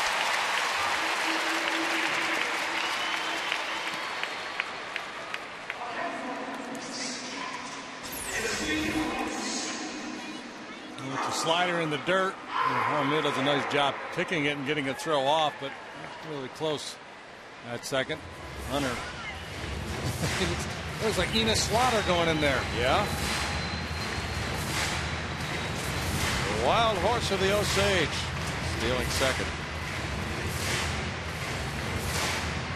If the Astros were to give a clinic and they needed to assign somebody sliding, Hunter would be way down on the pecking order. who they have teach that. Remember, Phil Garner had a session teaching Hunter how to slide in his rookie season because the Astros were afraid to get hurt. 1 ball, 1 strike. And he's been a lot better since then. Don't worry about it. Just play hard. That's all he does is play hard. Sure does. He leaves marks behind when he slides.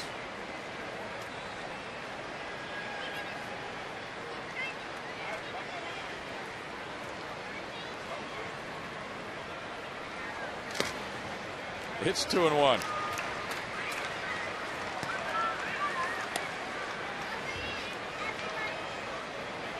But then there have been players who have insisted on sliding head first all the time and consistently come up with wrist and hand injuries.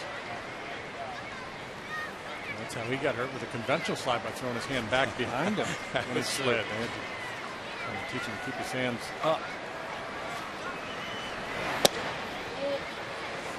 You know, you talk to a lot of players that can only slide on one leg. You know, there's certain times where you want to be able to slide inside, outside, slide on either leg, do a hook slide, whatever. But some guys just feel comfortable one way. So they slide the same way all the time.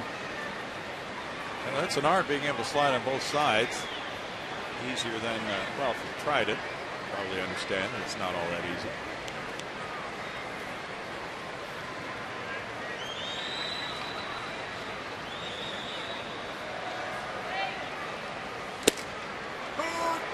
Drag to Carlos, and it's 3-2. He was walking toward first.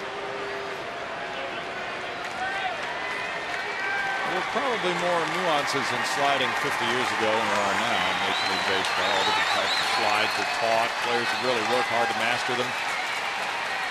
Everything's pretty straightforward in the game now in terms of sliding. Hook slides, fadeaway slides, and pop-up slides. Slide on the left side, slide on the right side. And Jimmy Williams, who thought about everything, said, well, when you're stealing second, you should slide on your right side, because then you'd be looking out towards center field and you could see if there was an overthrow and be ready to pop up, take off toward third.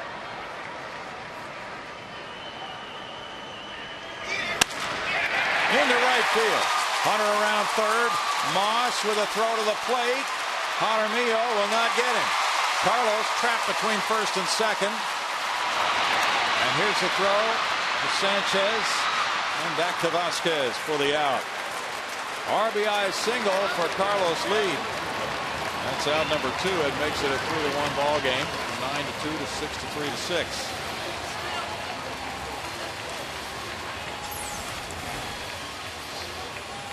A ball hit sharply on a line to right field, and Moss got there in a hurry, but an aggressive send by Dave Clark pays off. This throw up the line. Carlos was taking the big turn as the ball went through, gets hung out to dry.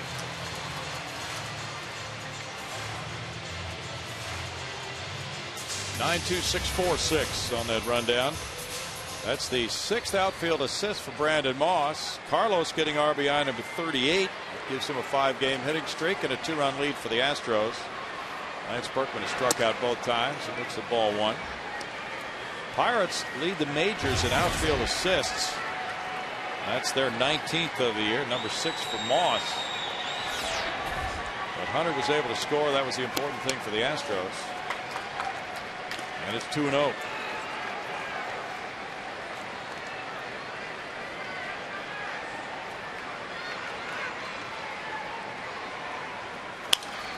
It's kind of silly that an outfielder can assist on a play like that. It is. Yeah, his throw really didn't have much to do with that out at second base. That's the way it works as Jeff Fulcino warms up.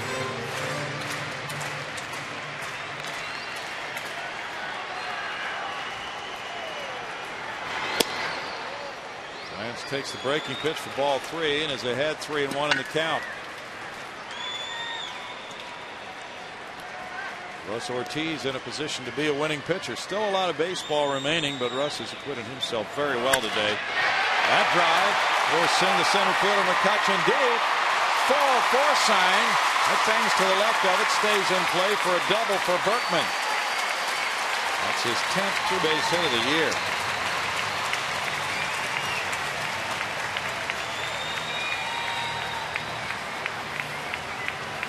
That's the Berkman swing right there. Talk about getting through a pitch. This ball a couple feet to the right is a home run.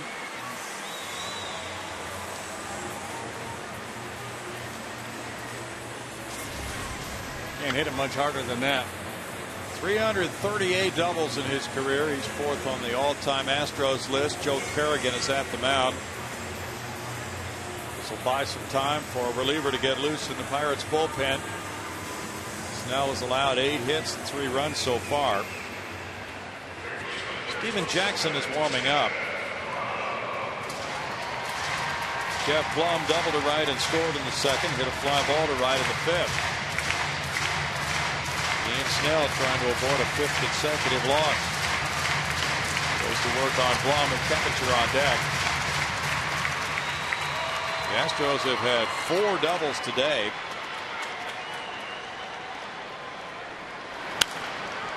Fouled away, strike 1 on Blummer.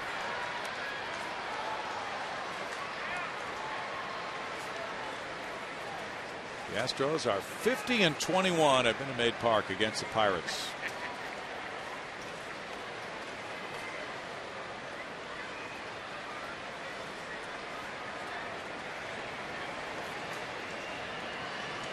Atlanta just tied Milwaukee 7-7 in the bottom of the 8th and is still batting after scoring twice. 1 ball, 1 strike. So Tommy Hanson is off the hook for the loss in his major league debut after giving up 6 runs in 6 innings. Cubs and Reds are going to extra innings, tied 3-3 after 9.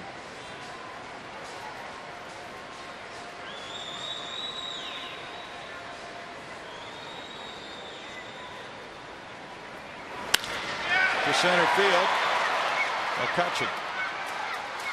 And the Astros in the 6th tack on a run on 2 hits. They leave a man after 6. It's 3-1 Astros.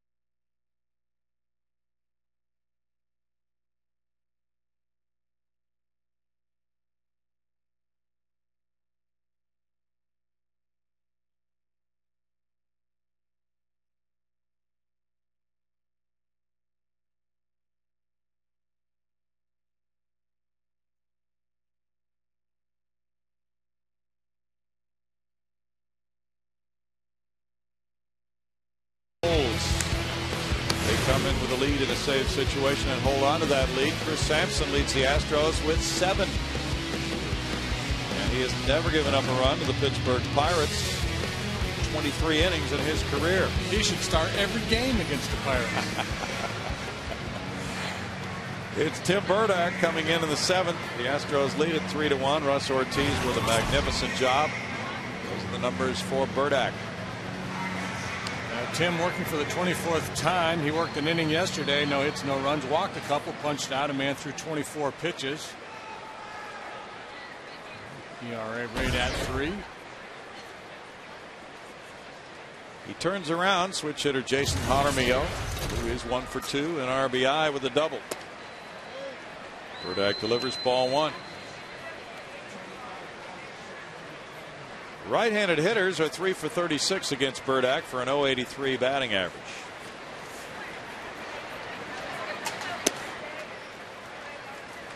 It's 2 balls, no strikes. The paid attendance is 25,729. 4 1/3 innings for Russ Ortiz. 4 hits, no runs, 1 walk, 3 strikeouts. Nobody can accuse him of vulturing a win out of that bullpen today. He was outstanding.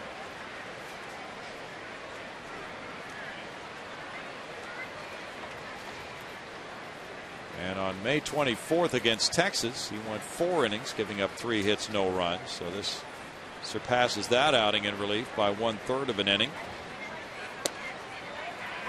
I don't know if there's another pitcher in the major leagues who's had 2 scoreless relief stints of 4 innings or more this year. That would be interesting to find out. 3 balls and a strike. That's pretty rare.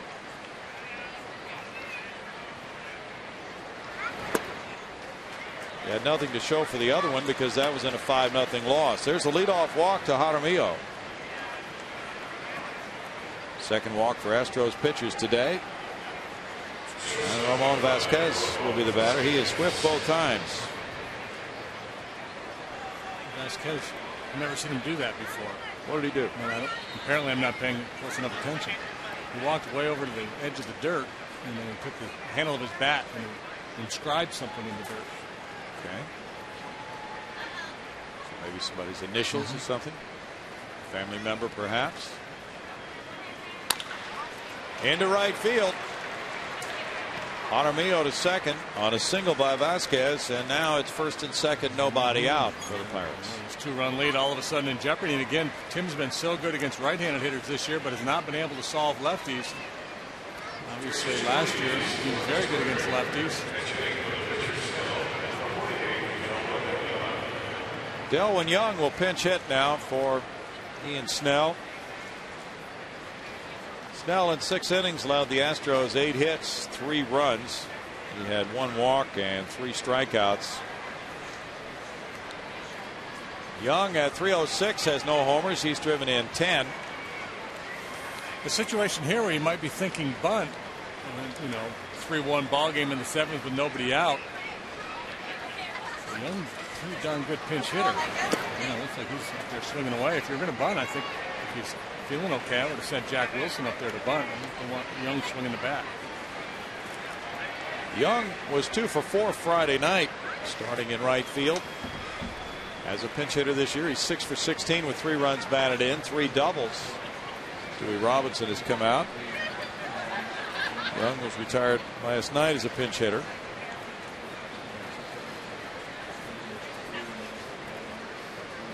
Young, the switch hitter, hitting .325 as a left-handed hitter, .273 from this side.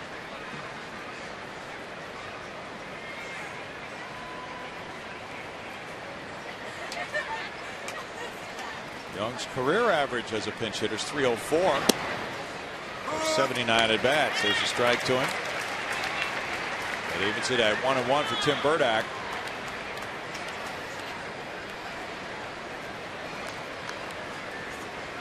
Young came from the Dodgers in a trade on April 15th for a minor league pitcher, Eric Krebs. Turned back towards second by Burdack.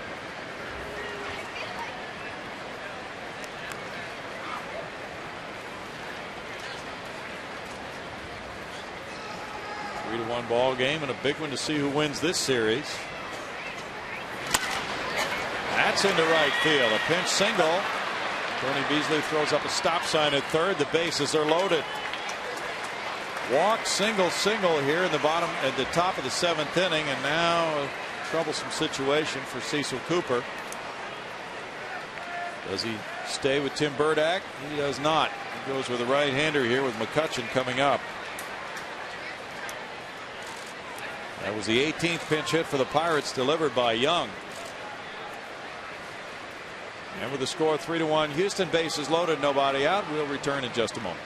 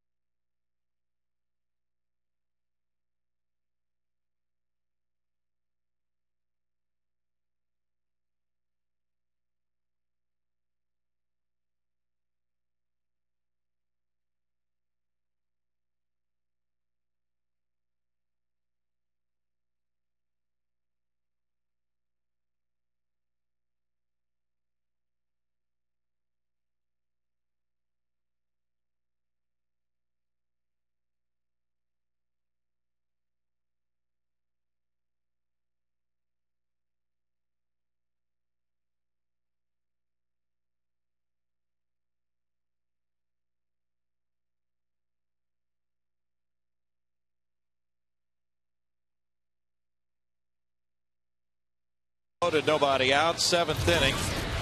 Leadoff man Lawrence McCutcheon will be coming up. Or Andrew McCutcheon, rather. Lawrence McCutcheon is running back. Jeff Fulcino. He could hit that hole. Yeah, he could. Fulcino's 0-1 with a 3.27 ERA. Yeah, he's going to need all his genius here to get out of this mess. Bases juiced, nobody out. And Jeff's really been throwing the ball well lately. His ERA now stands at 3.27, 17 punch-outs against 7 walks. Good numbers. 200 batting average against, also very good, but he's not a ground ball pitcher. That's what he'll be looking for here. Looking for the double play in the middle of the diamond. McCutcheon has a pair of singles in 3 trips. Time called, and Quintero will go to the mound to talk with Fulcino. That's a tough thing here. You know, it's all about damage control. You're just trying to get out of this inning with this lead.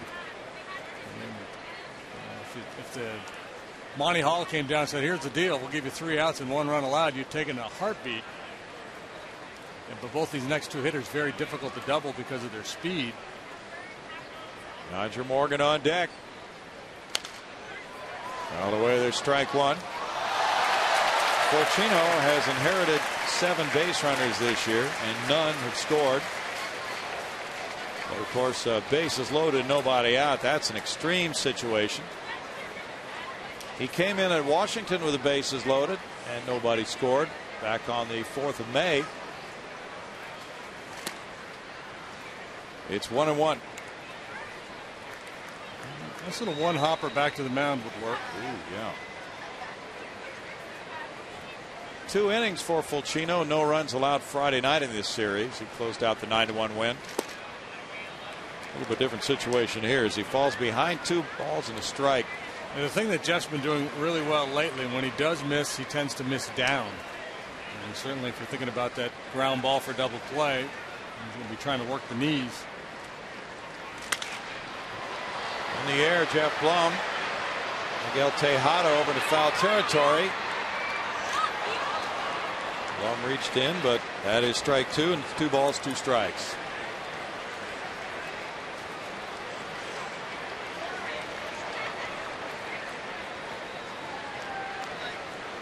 Fulcino has allowed a low batting average against him of 200. Right-handers lower, 192. A strikeout here would be great for him.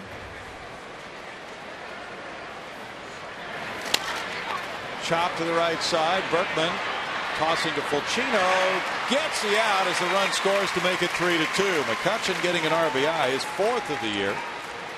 Scoring Jaramillo. Vasquez to 3rd. Young to 2nd.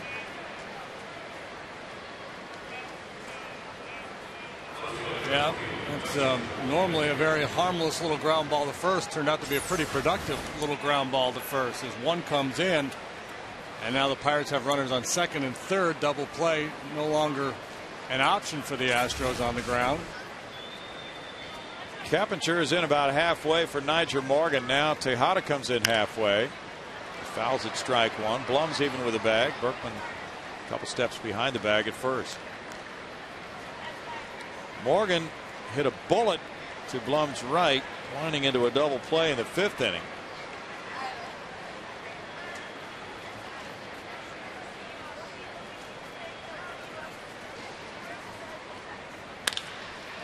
Line drive will create the tying run. Scoring and a throw in, and now into second base after the RBI single goes Morgan. So it's 3-3. Morgan gets his 19th run batted in, scoring Vasquez. Young to 3rd, and Morgan on the throw in takes 2nd. Yeah, and obviously no win now for Russ Ortiz. And Hunter, by throwing that ball high into home plate, allows Morgan to advance into scoring position. He never really slowed down. Once he saw the ball leave Hunter's hand, he realized that ball was not going to be cut, and he waltzed into scoring position himself. Freddie Sanchez 1 for 3. Infielders in tight now with 1 out. That's ball 1.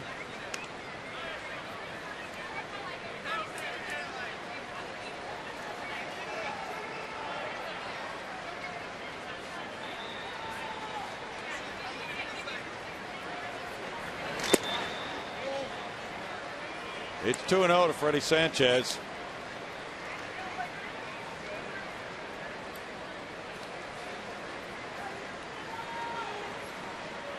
Braves down Milwaukee 8-7. They got 3 in the 8th. Now 3 balls, no strikes. Adam LaRoche on deck.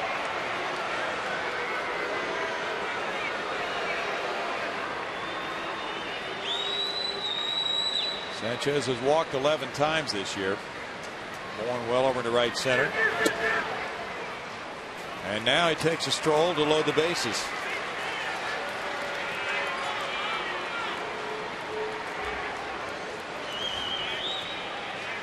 Dewey Robinson out after the 3rd walk by Astros pitchers today. And now the percentage is really swinging the Pirates' favor with LaRoche coming up here, the left-handed power hitter. The Astros have just one left in the bullpen. Burdack, he's already been used. And nobody loose now. I guess Chris Sampson being saved as an 8th inning option in this game, but he'd be a guy you might think about if he were available, if he were up and hot, to get him in here. Guy who'd get you double play with that sinker.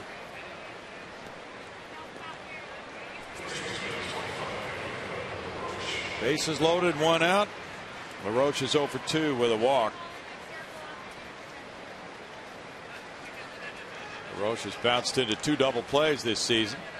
Close to 200 at bats.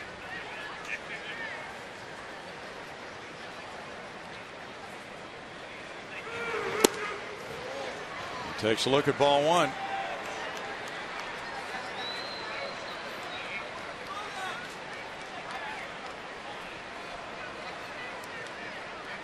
Five straight balls for Fulcino.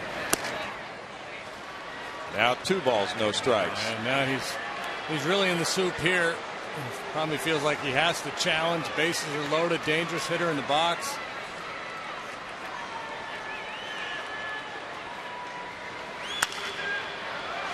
Fouled away. Got away with it. Almost a little bit behind that heater. 2-1. Chino's really trotted out that split-fingered pitch in the last several appearances. Good weapon for him against the lefties, especially. 2-2 to LaRoche. That one went up on the board at 99. Ooh, you must know it. Can you just all of a sudden find 5 miles an hour? It's not a car. Not likely, but no. A good heater nonetheless. Yeah. Very late swing. Bouncer first. Berkman comes home for the force play. Quintero back to first to Berkman. 3-2-3 double play. And that keeps the game tied. The Pirates come up with 2 runs on 3 hits. They lead 2 here in the middle of the 7th inning. The fans will be standing anyway. They're standing for that double play. God Bless America is coming next. Minute Maid Park, we kindly ask that you please rise and join us now as we honor our great nation with the singing of God Bless America.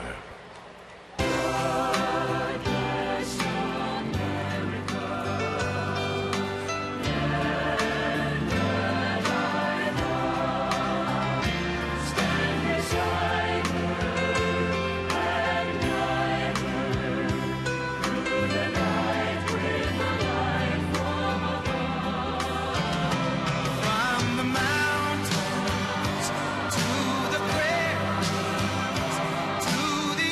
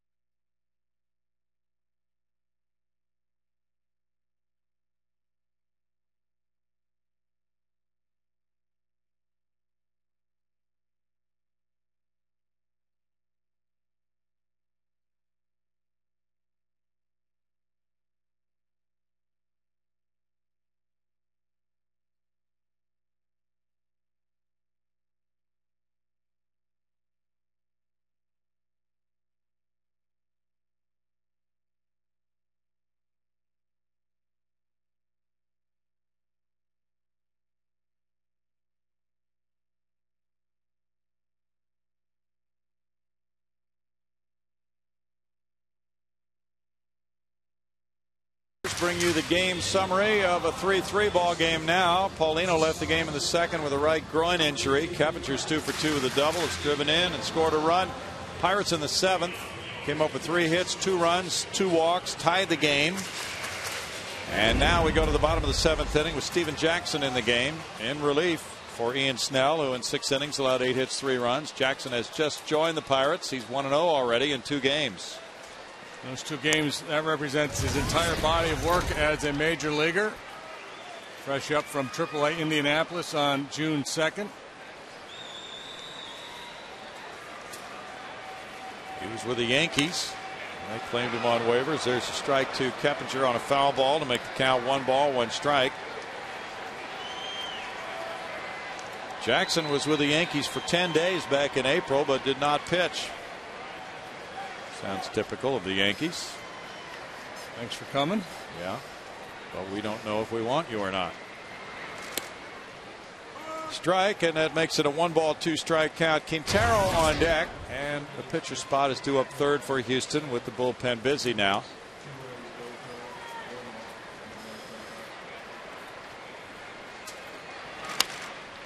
Good split finger pitch, ground ball, and Andy LaRoche with a good play over to Adam for out number 1. Well, Jeff Fulcino wobbled a little bit there in the 7th, but if the Astros win the game, that double play he got off the bat of Adam LaRoche, a real difference maker. So the Pirates poised to take the lead in this inning and by maybe a couple of runs. It was a big pitch he made, especially after having fallen behind LaRoche 2-0. Both clubs have turned 3 double plays in this game. Quintero had the RBI double in the 5th. He backs away from strike 1. Matt Keita comes out to the on deck circle with a pitcher's spot due up next. Quintero's double made it 2-1 Houston. Now it's 0-2. Quite a day for Steven Jackson when he got his first career win Thursday against the Mets in his second major league game with 2 scoreless innings. Pirates not shy about using him in tight ball games. Originally drafted and signed by the Arizona Diamondbacks and was traded to the Yankees. The same deal that brought Ross Ollendorf now with the Pirates from Arizona to the Yankees. Whoa. It's 2-2. I don't mind you coming in, but don't get it up there around the coconut, please. We wonder if the Pirates had targeted Steven Jackson when they made the deal with the Yankees last year. Obviously, they were on the Yankees minor league system. Bouncer up the middle, and that sneaks through into center field. Quintero's 2 for 3.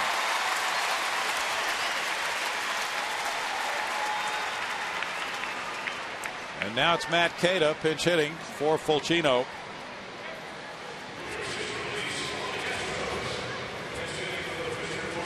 Tim Burdack in no innings allowed 2 hits, 2 runs with 1 walk, no strikeouts. Fulcino in 1 inning allowed 1 hit and no runs. He had 1 walk and no strikeouts. Keita, .237 career pinch hitter with 1 homer and 9 runs batted in. Bats for Fulcino. As an Astro, he's 0 for 3. And there's strike 1 to Keita. Astros pinch hitters have 9 hits and 79 at bats, no homers, 3 runs batted in. That's got to turn around at some point.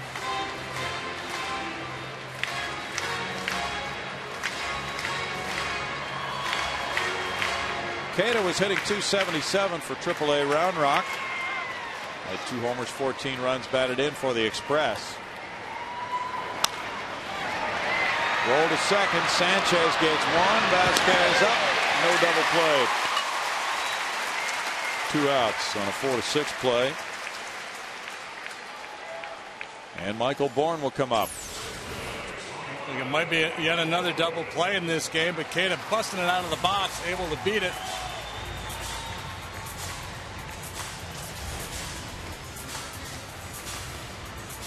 This big right-hander Steven Jackson pitched collegiately at Clemson. He was a teammate of Brian Harvey's son there. Remember Brian Harvey, the closer, was so good. That's where he learned his split finger pitch. Okay. Bourne is 2 for 3. The throw goes over on Keita. Harvey had a very good splitter. That's pretty good recruiting. You recruit the player, and then you get his dad to come in and help with your pitchers. Nice package deal. Jackson's working on Keita. Cubs and Reds are in the 11th, tied 3-3. Yankees beat Tampa Bay 4-3. Aceves the winner. Balfour lost it. Mariano Rivera got his 13th save. Nick Swisher hit home run number 11.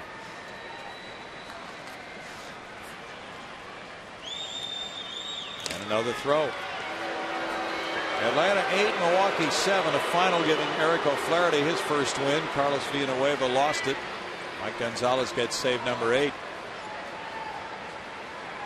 Detroit knocked off the Angels 9-6. Joel Zumaya winning it over Jose Arredondo. Cleve Thomas hit his 4th for Detroit. There's ball 1 to Bourne.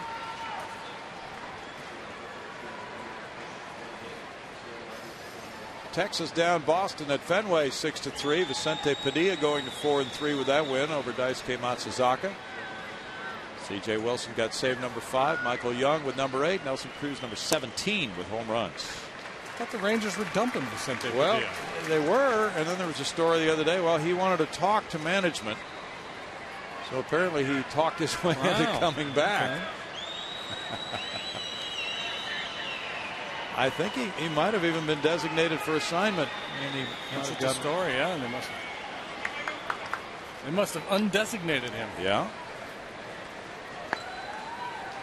So apparently he plea bargained for his spot in the rotation and was convincing. Whatever he did to irritate them is not so irritating now that he won today. 3 balls and no strikes to Bourne. The Mets and Livan Hernandez shut out Washington 7-0 in Washington. Hernandez going to 5-1, beating Craig Stammen. He's 0-2. Miguel Tejada's on deck. Bourne takes a 4-pitch walk. First and second now, 2 out for Tejada. All 4 and a beauty. Now he's got to deal with Miguel Tejada. Joe Kerrigan sprinting out of the dugout. Chat with his young right-hander.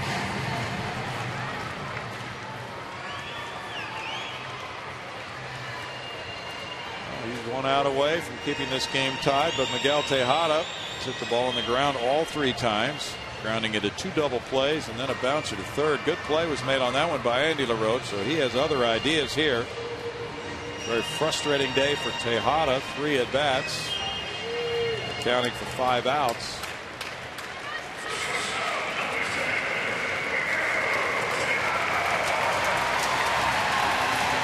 Tejada coming into this series had 76 hits in 53 games of his team. Only 2 shortstops in the National League had more hits in 53 games since 1954. Mark Bressolonic at the 96 Expos and Cesar Izturis for the 05 Dodgers. Tejada now trying to come up with a very productive hit in this 3-3 game in the home 7th. Hunter Pence is on deck. Miggy's driven in 32 this year.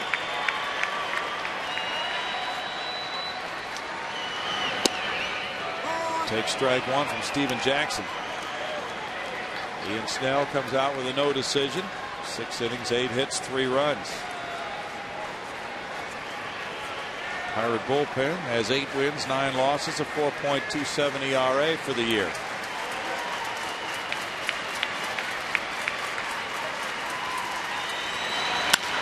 Bouncer shortstop. Vasquez flips to second, safe. Here comes the go-ahead run. Matt Keita scoring from second base on the play. Dave Clark sent him home for run number 4. Tejada winds up with an infield hit, and he should get an RBI on Keita's excellent base running. Dave Clark essentially stealing that run if Vasquez doesn't try to make the out at second and pops up, he's going to throw Kate out at home. But he thinks he's got a shot down the inning. His little flip to second base. Sanchez had already left the bag. He realized they were going to try to send the runner. And by the time he was able to get his hands on the ball, it's too late. And Keita stormed home after he beat the relay on that possible double play. That proved to be very big. Gets a spotlight from Tejada. It's 4-3 Astros. Hunter Pence batting 0 for 2 with a walk, a steal, a run scored. Very, very big run. He strike one. Keita runs pretty well. Yeah, and that's such a difficult play for the shortstop because your natural instinct is to think, I got a shot to get this runner in second and end the inning. It's very difficult to get Michael Bourne on a play where you have to leave your feet. Keita played for the Pirates AAA club last year. Indianapolis had 18 steals in 24 tries.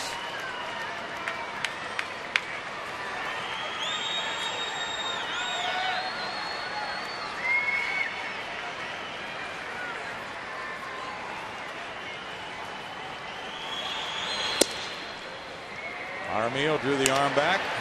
Tejada sliding back into first, even though Adam LaRoche was about 10 feet away.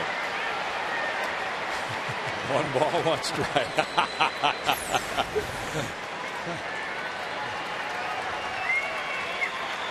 Well, he started in that direction, so Armillo thought maybe we've got a shot at him here with LaRoche moving toward that first base bag. If you're Miggy out there, you'd rather be embarrassed sliding back into a base when there's no possible play than to assume there's no play and be caught out. Oh, yes. You take the embarrassment every time. 1-2 with Carlos Lee on deck.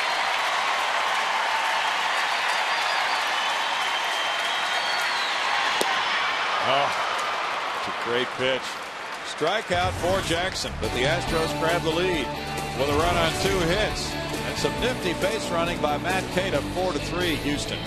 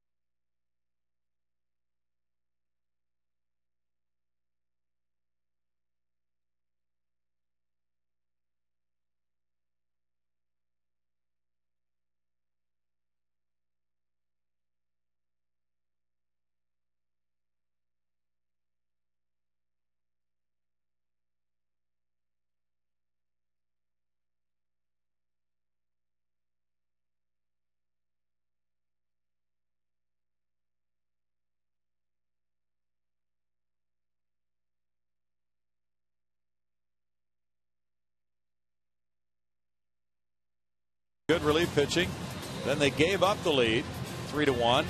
Now, after it was tied 3-3, they have the lead 4-3. They go with Chris Sampson in the 8th inning. So if things go according to plan, Sampson with the 8th, Hawkins with the 9th. Now that the Astros have this 1-run lead, you look at the numbers on Chris, they're very good. 2-0, 185 ERA, 34 innings. He has struck out 16 walks, while only allowed the 1 home run and a low batting average of 236.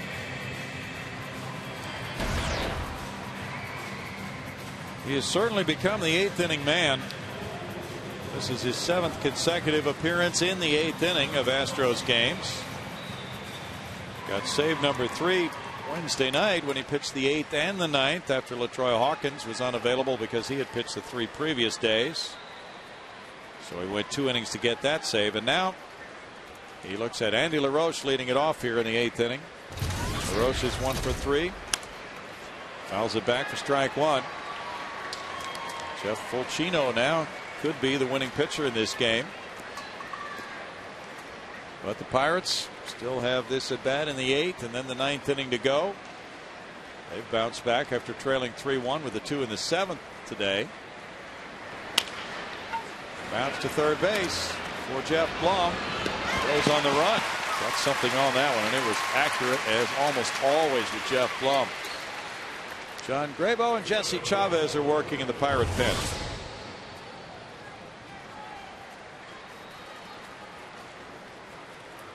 Brandon Moss 1 for 3. He singled in the 4th inning. Sampson is pitcher number 5 for Houston. Russ Ortiz really stretching it out with 4 1/3 innings of 4-hit shutout ball in relief of Felipe Paulino. Breaking pitch good for a strike to Moss.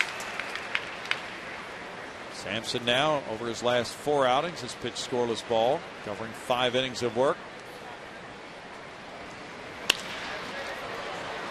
Carlos Lee in left. 2 outs for Chris.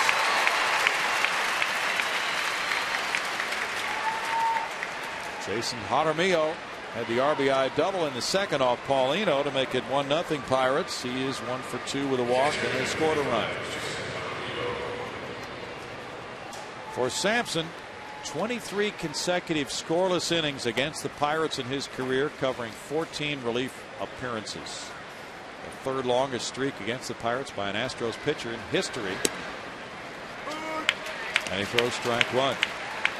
Octavio Dotel went 29 2/3 consecutive innings without giving the Pirates a run. Nolan Ryan went 25 innings. 0-2. And Sampson, when he got that 2-inning save Wednesday night, was the first Astro to do that since Brad Lidge in September of 2005 went 2 innings or more for a save.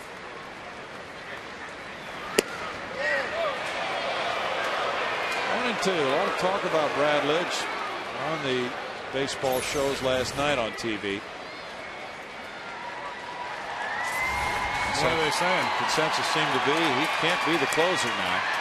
Somebody else has to take over, at least so he can work out his problems. He's blown 6 saves for the Phillies this year. Yeah, and that's the way the game is handled now. It's like they designate a guy and you're my guy until you can't do the job, then I try somebody else, as opposed to maybe having a couple different options and trying to put Brad maybe in some favorable situations to build some confidence. 1-2-3-8 for Sampson. Very sharp breaking ball to get Jaramillo and keep the 4-3 Astros lead.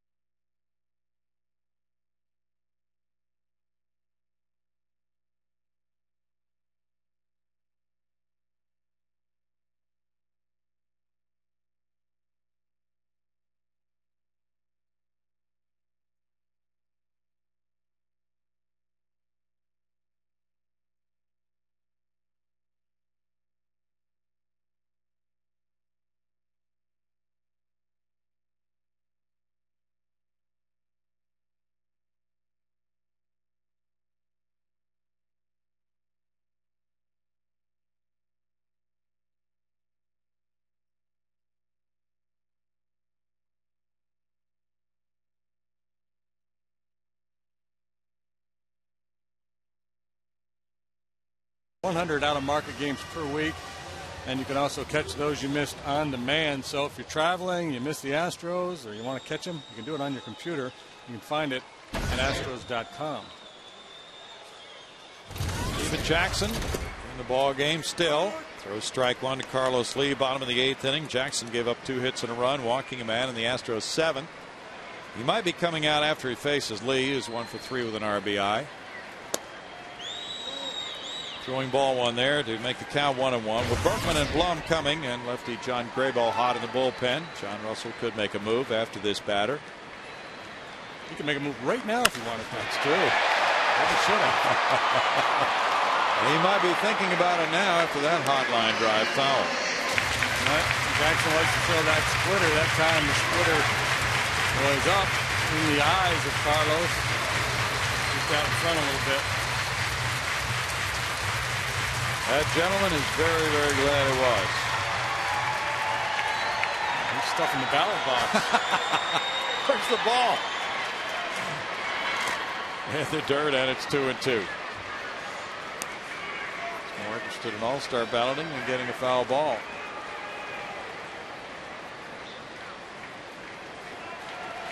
The Pirates will have the 8, 9, and 1 spots due up in the 9th inning.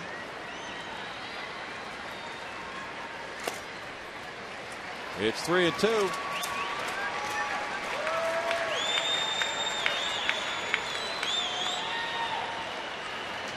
Carlos has walked 18 times this season.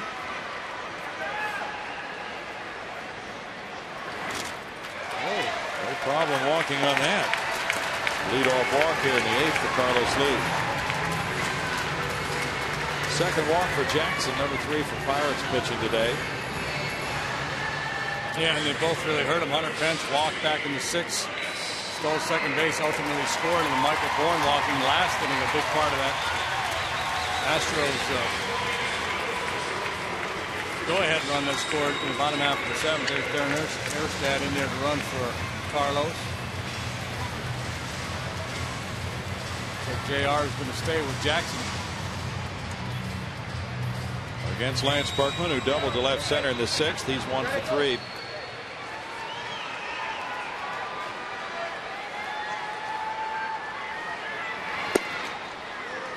Ball 1 to Berkman.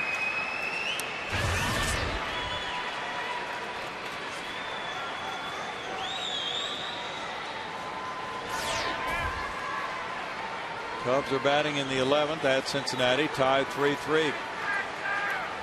Carlos Fisher pitching for the Reds.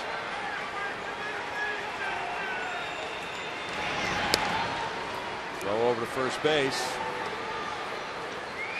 Jose Escano in the game for Chicago in relief. Lou Piniella working his way through his bullpen in that one. Jesse Chavez, the right-hander, is warming up now for the Buccos.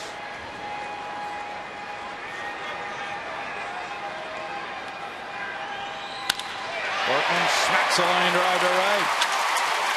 A single getting Erstad to second base. Berkman 2 for 4 in this game. After a slow start, he punched out his first 2 at-bats, and then the last 2 absolutely just squared up the ball twice. A double into left center last time, and now this line drive single to right. Pretty stroke. Oh, that was. It's a classic swing. Nice result. 2 men on, nobody out. Jeff Blum, the batter. He's 1 for 3, a double. Jaramillo giving signs to his infielders. Steven Jackson has given up 3 hits and 2 walks. Remains in the game with Keppinger in the on-deck circle.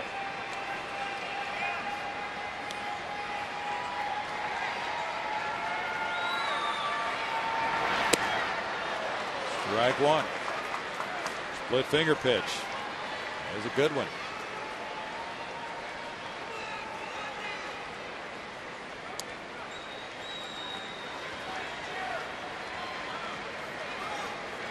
Synchronous youngsters, hoping Jeff Blum can move these runners around in a 4-3 game, bottom of the 8th.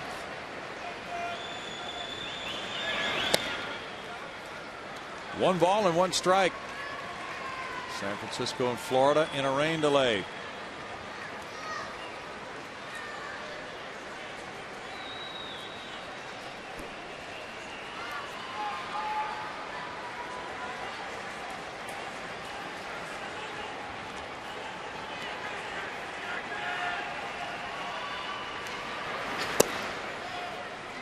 It's 2-1 to Jeff Blum now.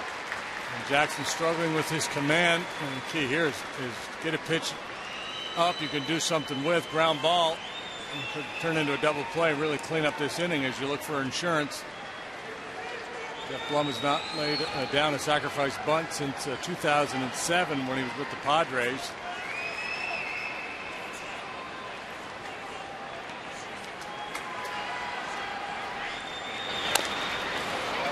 Situation here where a bunt would have been a good play, but if you don't feel comfortable that the guy's going to successfully execute the bunt, go ahead and let him swing. Sure.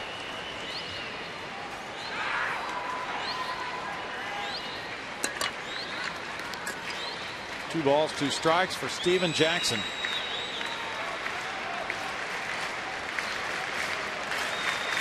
Pirates were 4-2 on their homestand, and now they're on a 7-game road trip. 4 in Atlanta coming after this game today.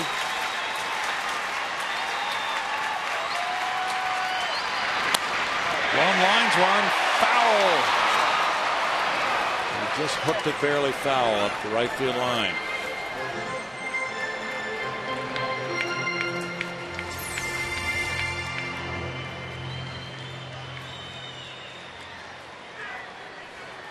Good turn by Dan Isagna. Turned his body, got his eyes set, and made the call.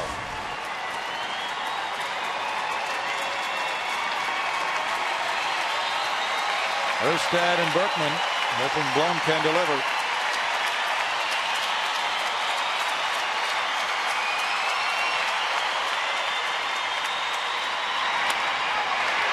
To right field.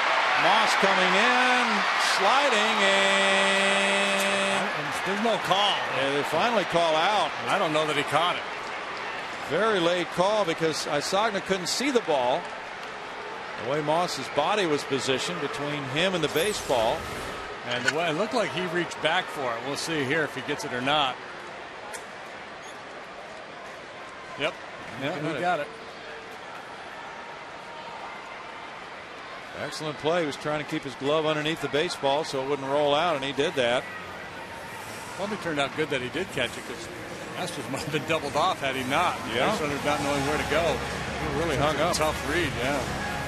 Sam Holbrook, the umpire with inside positioning there, the second base umpire, actually had a better view of it. And Steven Jackson is coming out of this game after going an inning and a third. Thanks to that fine catch by Moss in right field, he has a chance to get out of this inning without allowing any more runs. Keppinger will be the next batter. Jesse Chavez on his way in. 4-3 Houston. Back in a moment.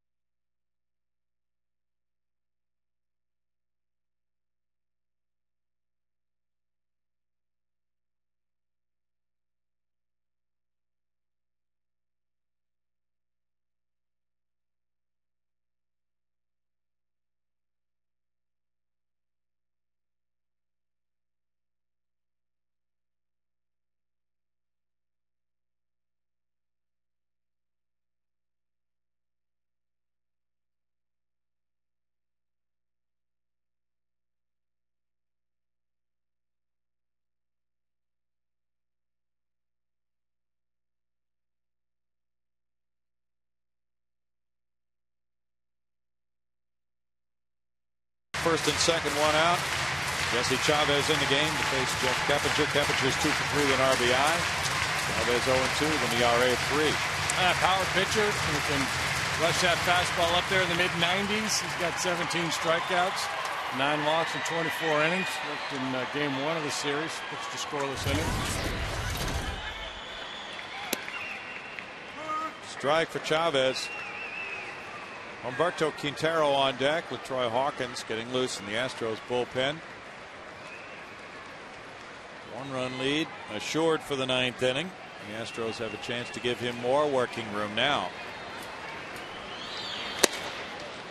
It's upstairs for ball 1. Erstad gets it going toward third base as Chavez is into the pitch.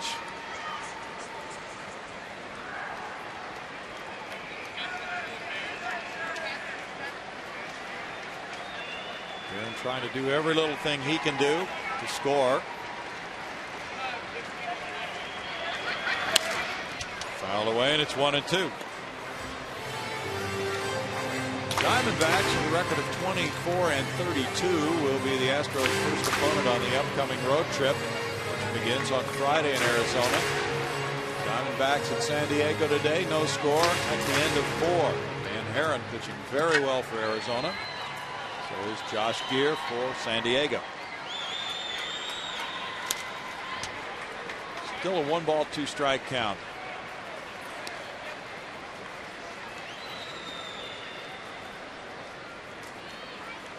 Managerial change for the D-backs does not seem to have taken hold with A.J. Hinch now at the helm.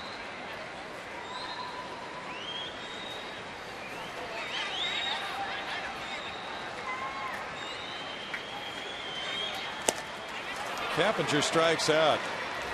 2 outs. Erstad really jumped toward third base that time. Now Quintero.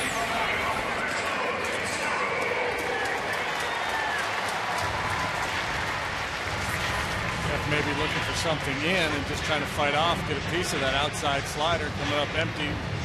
Big AB coming here for Q. He's had a nice day. Bottom of the order for both clubs been productive this afternoon. Humberto 2 for 3 with an RBI.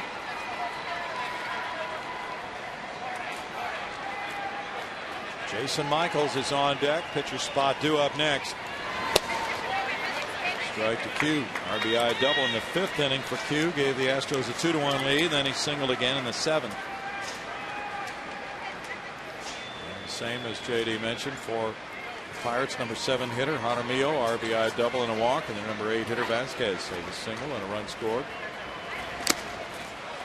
That's up there. Yeah, tough to get on top of that. 97 miles an hour. Yeah.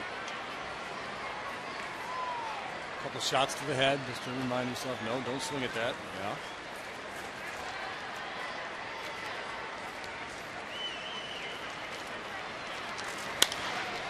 And he fouls it back. Still no balls, 2 strikes. Oakland leads Baltimore 3-0. They've played 3.5 in Oakland. Q, one of those guys that's been swinging that heavy bat, taking BP with the 38-ounce bat. Forces you to use your hands a little bit more to throw the head of that heavier bat.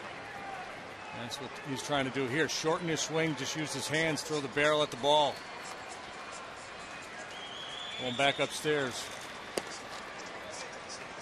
1-2.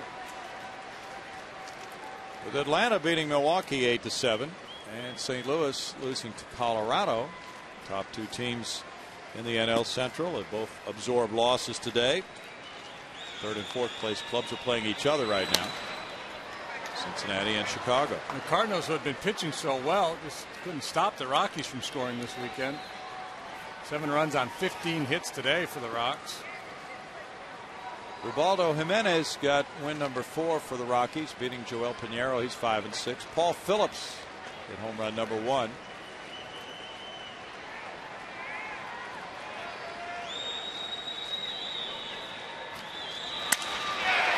Into right center field. Erstad will score to make it 5-3. RBI single. Quintero, his 3rd straight hit.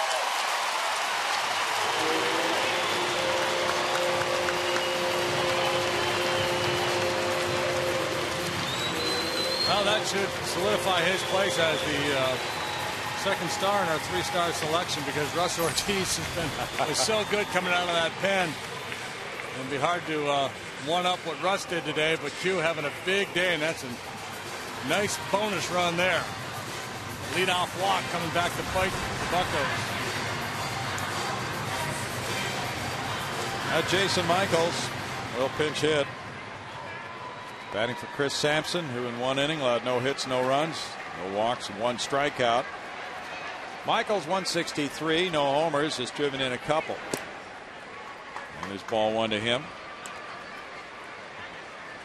Michaels has had 43 at bats with 7 hits. As a pinch hitter, he's 3 for 24.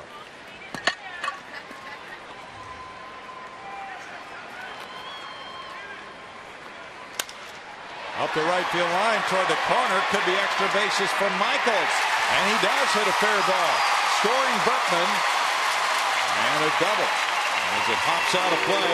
Pinch RBI double for Jason Michaels. Makes it 6-3 Houston.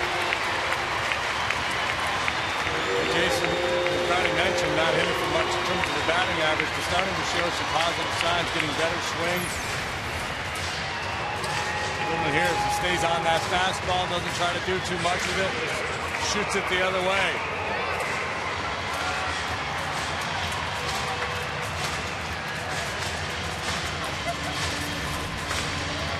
Going to right field for the double. Michaels is at second, with Quintero at third. The Astros looking for more with Michael Bourne batting. That's the 6th double for Michaels this year. Astros get their 4th RBI from a pinch hitter this season. Bourne has 2 hits and a walk. And that's a foul tip, strike 1. Bourne's the 7th Astro to bat here in the 8th inning. This NL Central is getting tighter and tighter. It's been really tight for a long time this year. Popped up. Vasquez in shallow left to end the Astros 8th inning. 2 insurance runs come home on 3 hits. 2 men stranded. 6-3 Houston, moving to the 9th.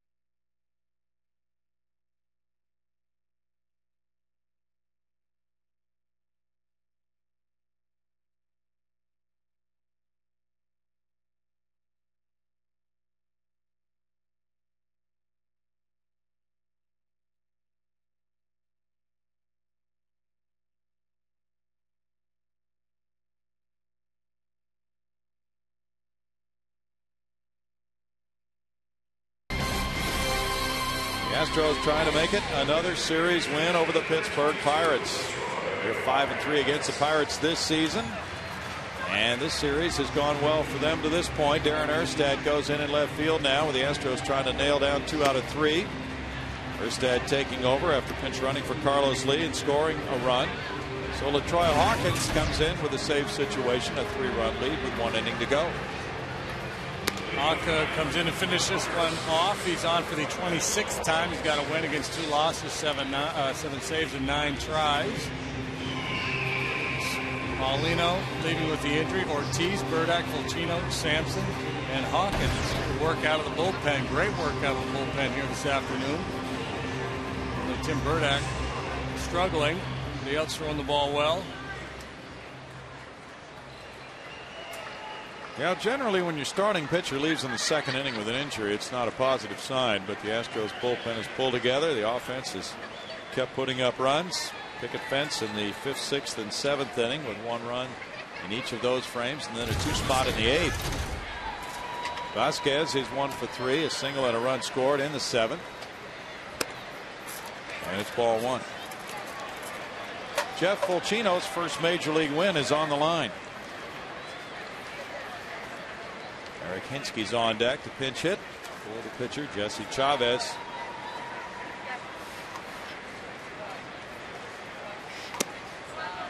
Hawkins gets it in for a strike. That evens the count at 1-1. Steven Jackson in 1 1/3 innings allowed 3 hits and 3 runs. He had 2 walks and 1 strikeout. So his first major league loss is on the line as well.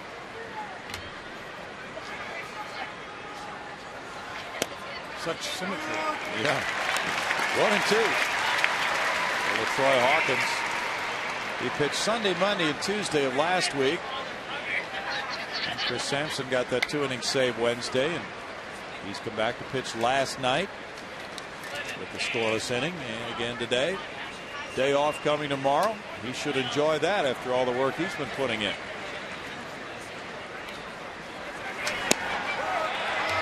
Strike 3. Vasquez caught looking.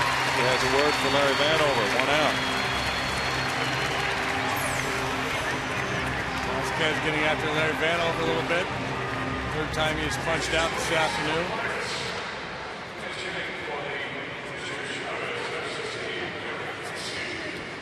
Now it's Eric Hinske, pinch hitter for Jesse Chavez. Chavez in 2/3 of an inning allowed 2 hits, no runs, had no walks, 1 strikeout. Hinske's been getting a chance to start some games. 266 average, 79 at bats. There's ball 1 to him.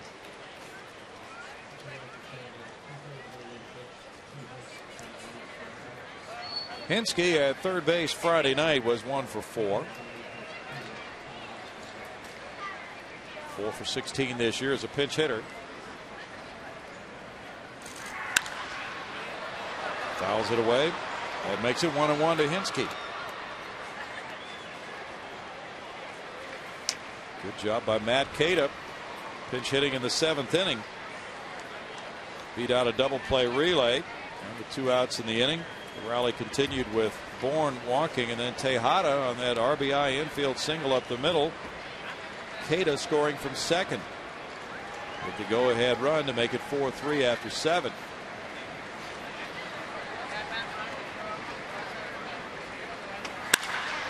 Line to the gap in right center. Wide open spaces out there. Hinske heads for second base. He might be able to get more, but he won't risk it here, down by 3. A pinch double by Hinske. Pirate pinch hitters getting it done. Young had a base hit back in the 7th. Now Hinske with his 1-out double. He becomes the 18th different hitter to get a hit in this ballgame. Really? How about that? And 24 hits, 18 different guys.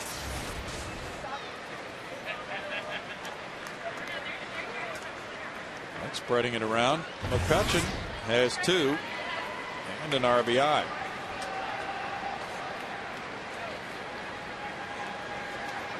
11 hits for the Buccos, 13 for the Astros. Hawkins gets strike 1. Cubs and Reds are in the bottom of the 12th at Cincinnati, still tied 3-3 as Canio still pitching for Chicago.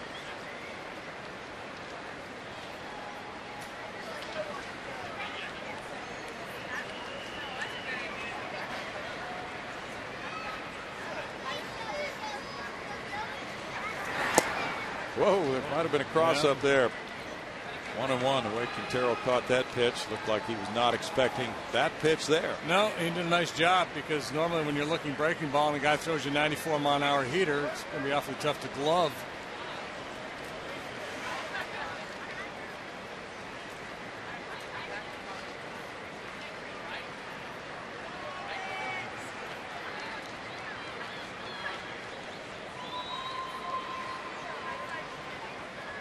Hawkins with 5 straight scoreless appearances since he lost here to the Texas Rangers in the 10th inning on May 22nd. That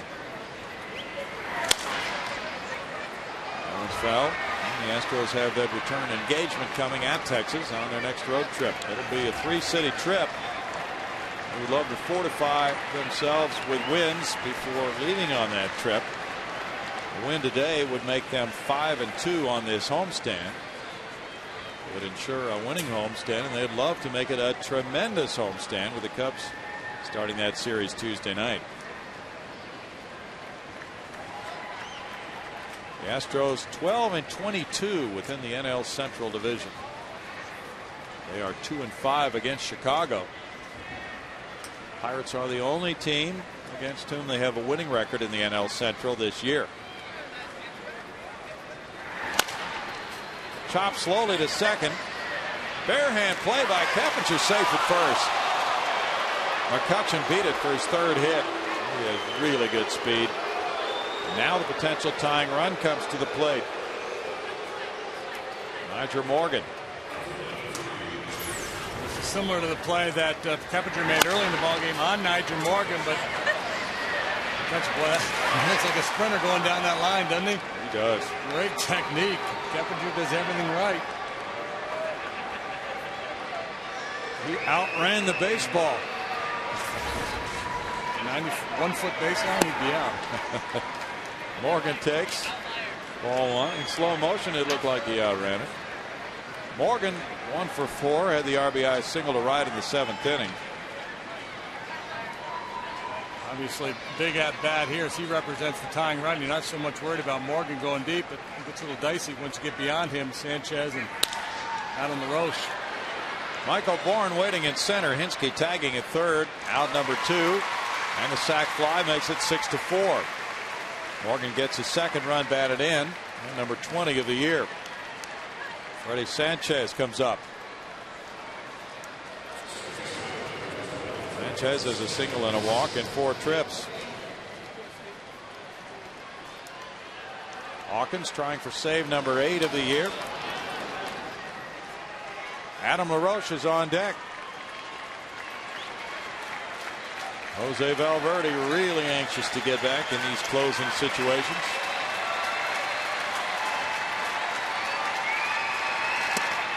There's ball one. Jose was talking today before the game about how much of the season he has missed already. Nothing, of course, could be done about that, but he's feeling so good now and just really ready to go. But he still has to test that arm a couple of times, probably in minor league games.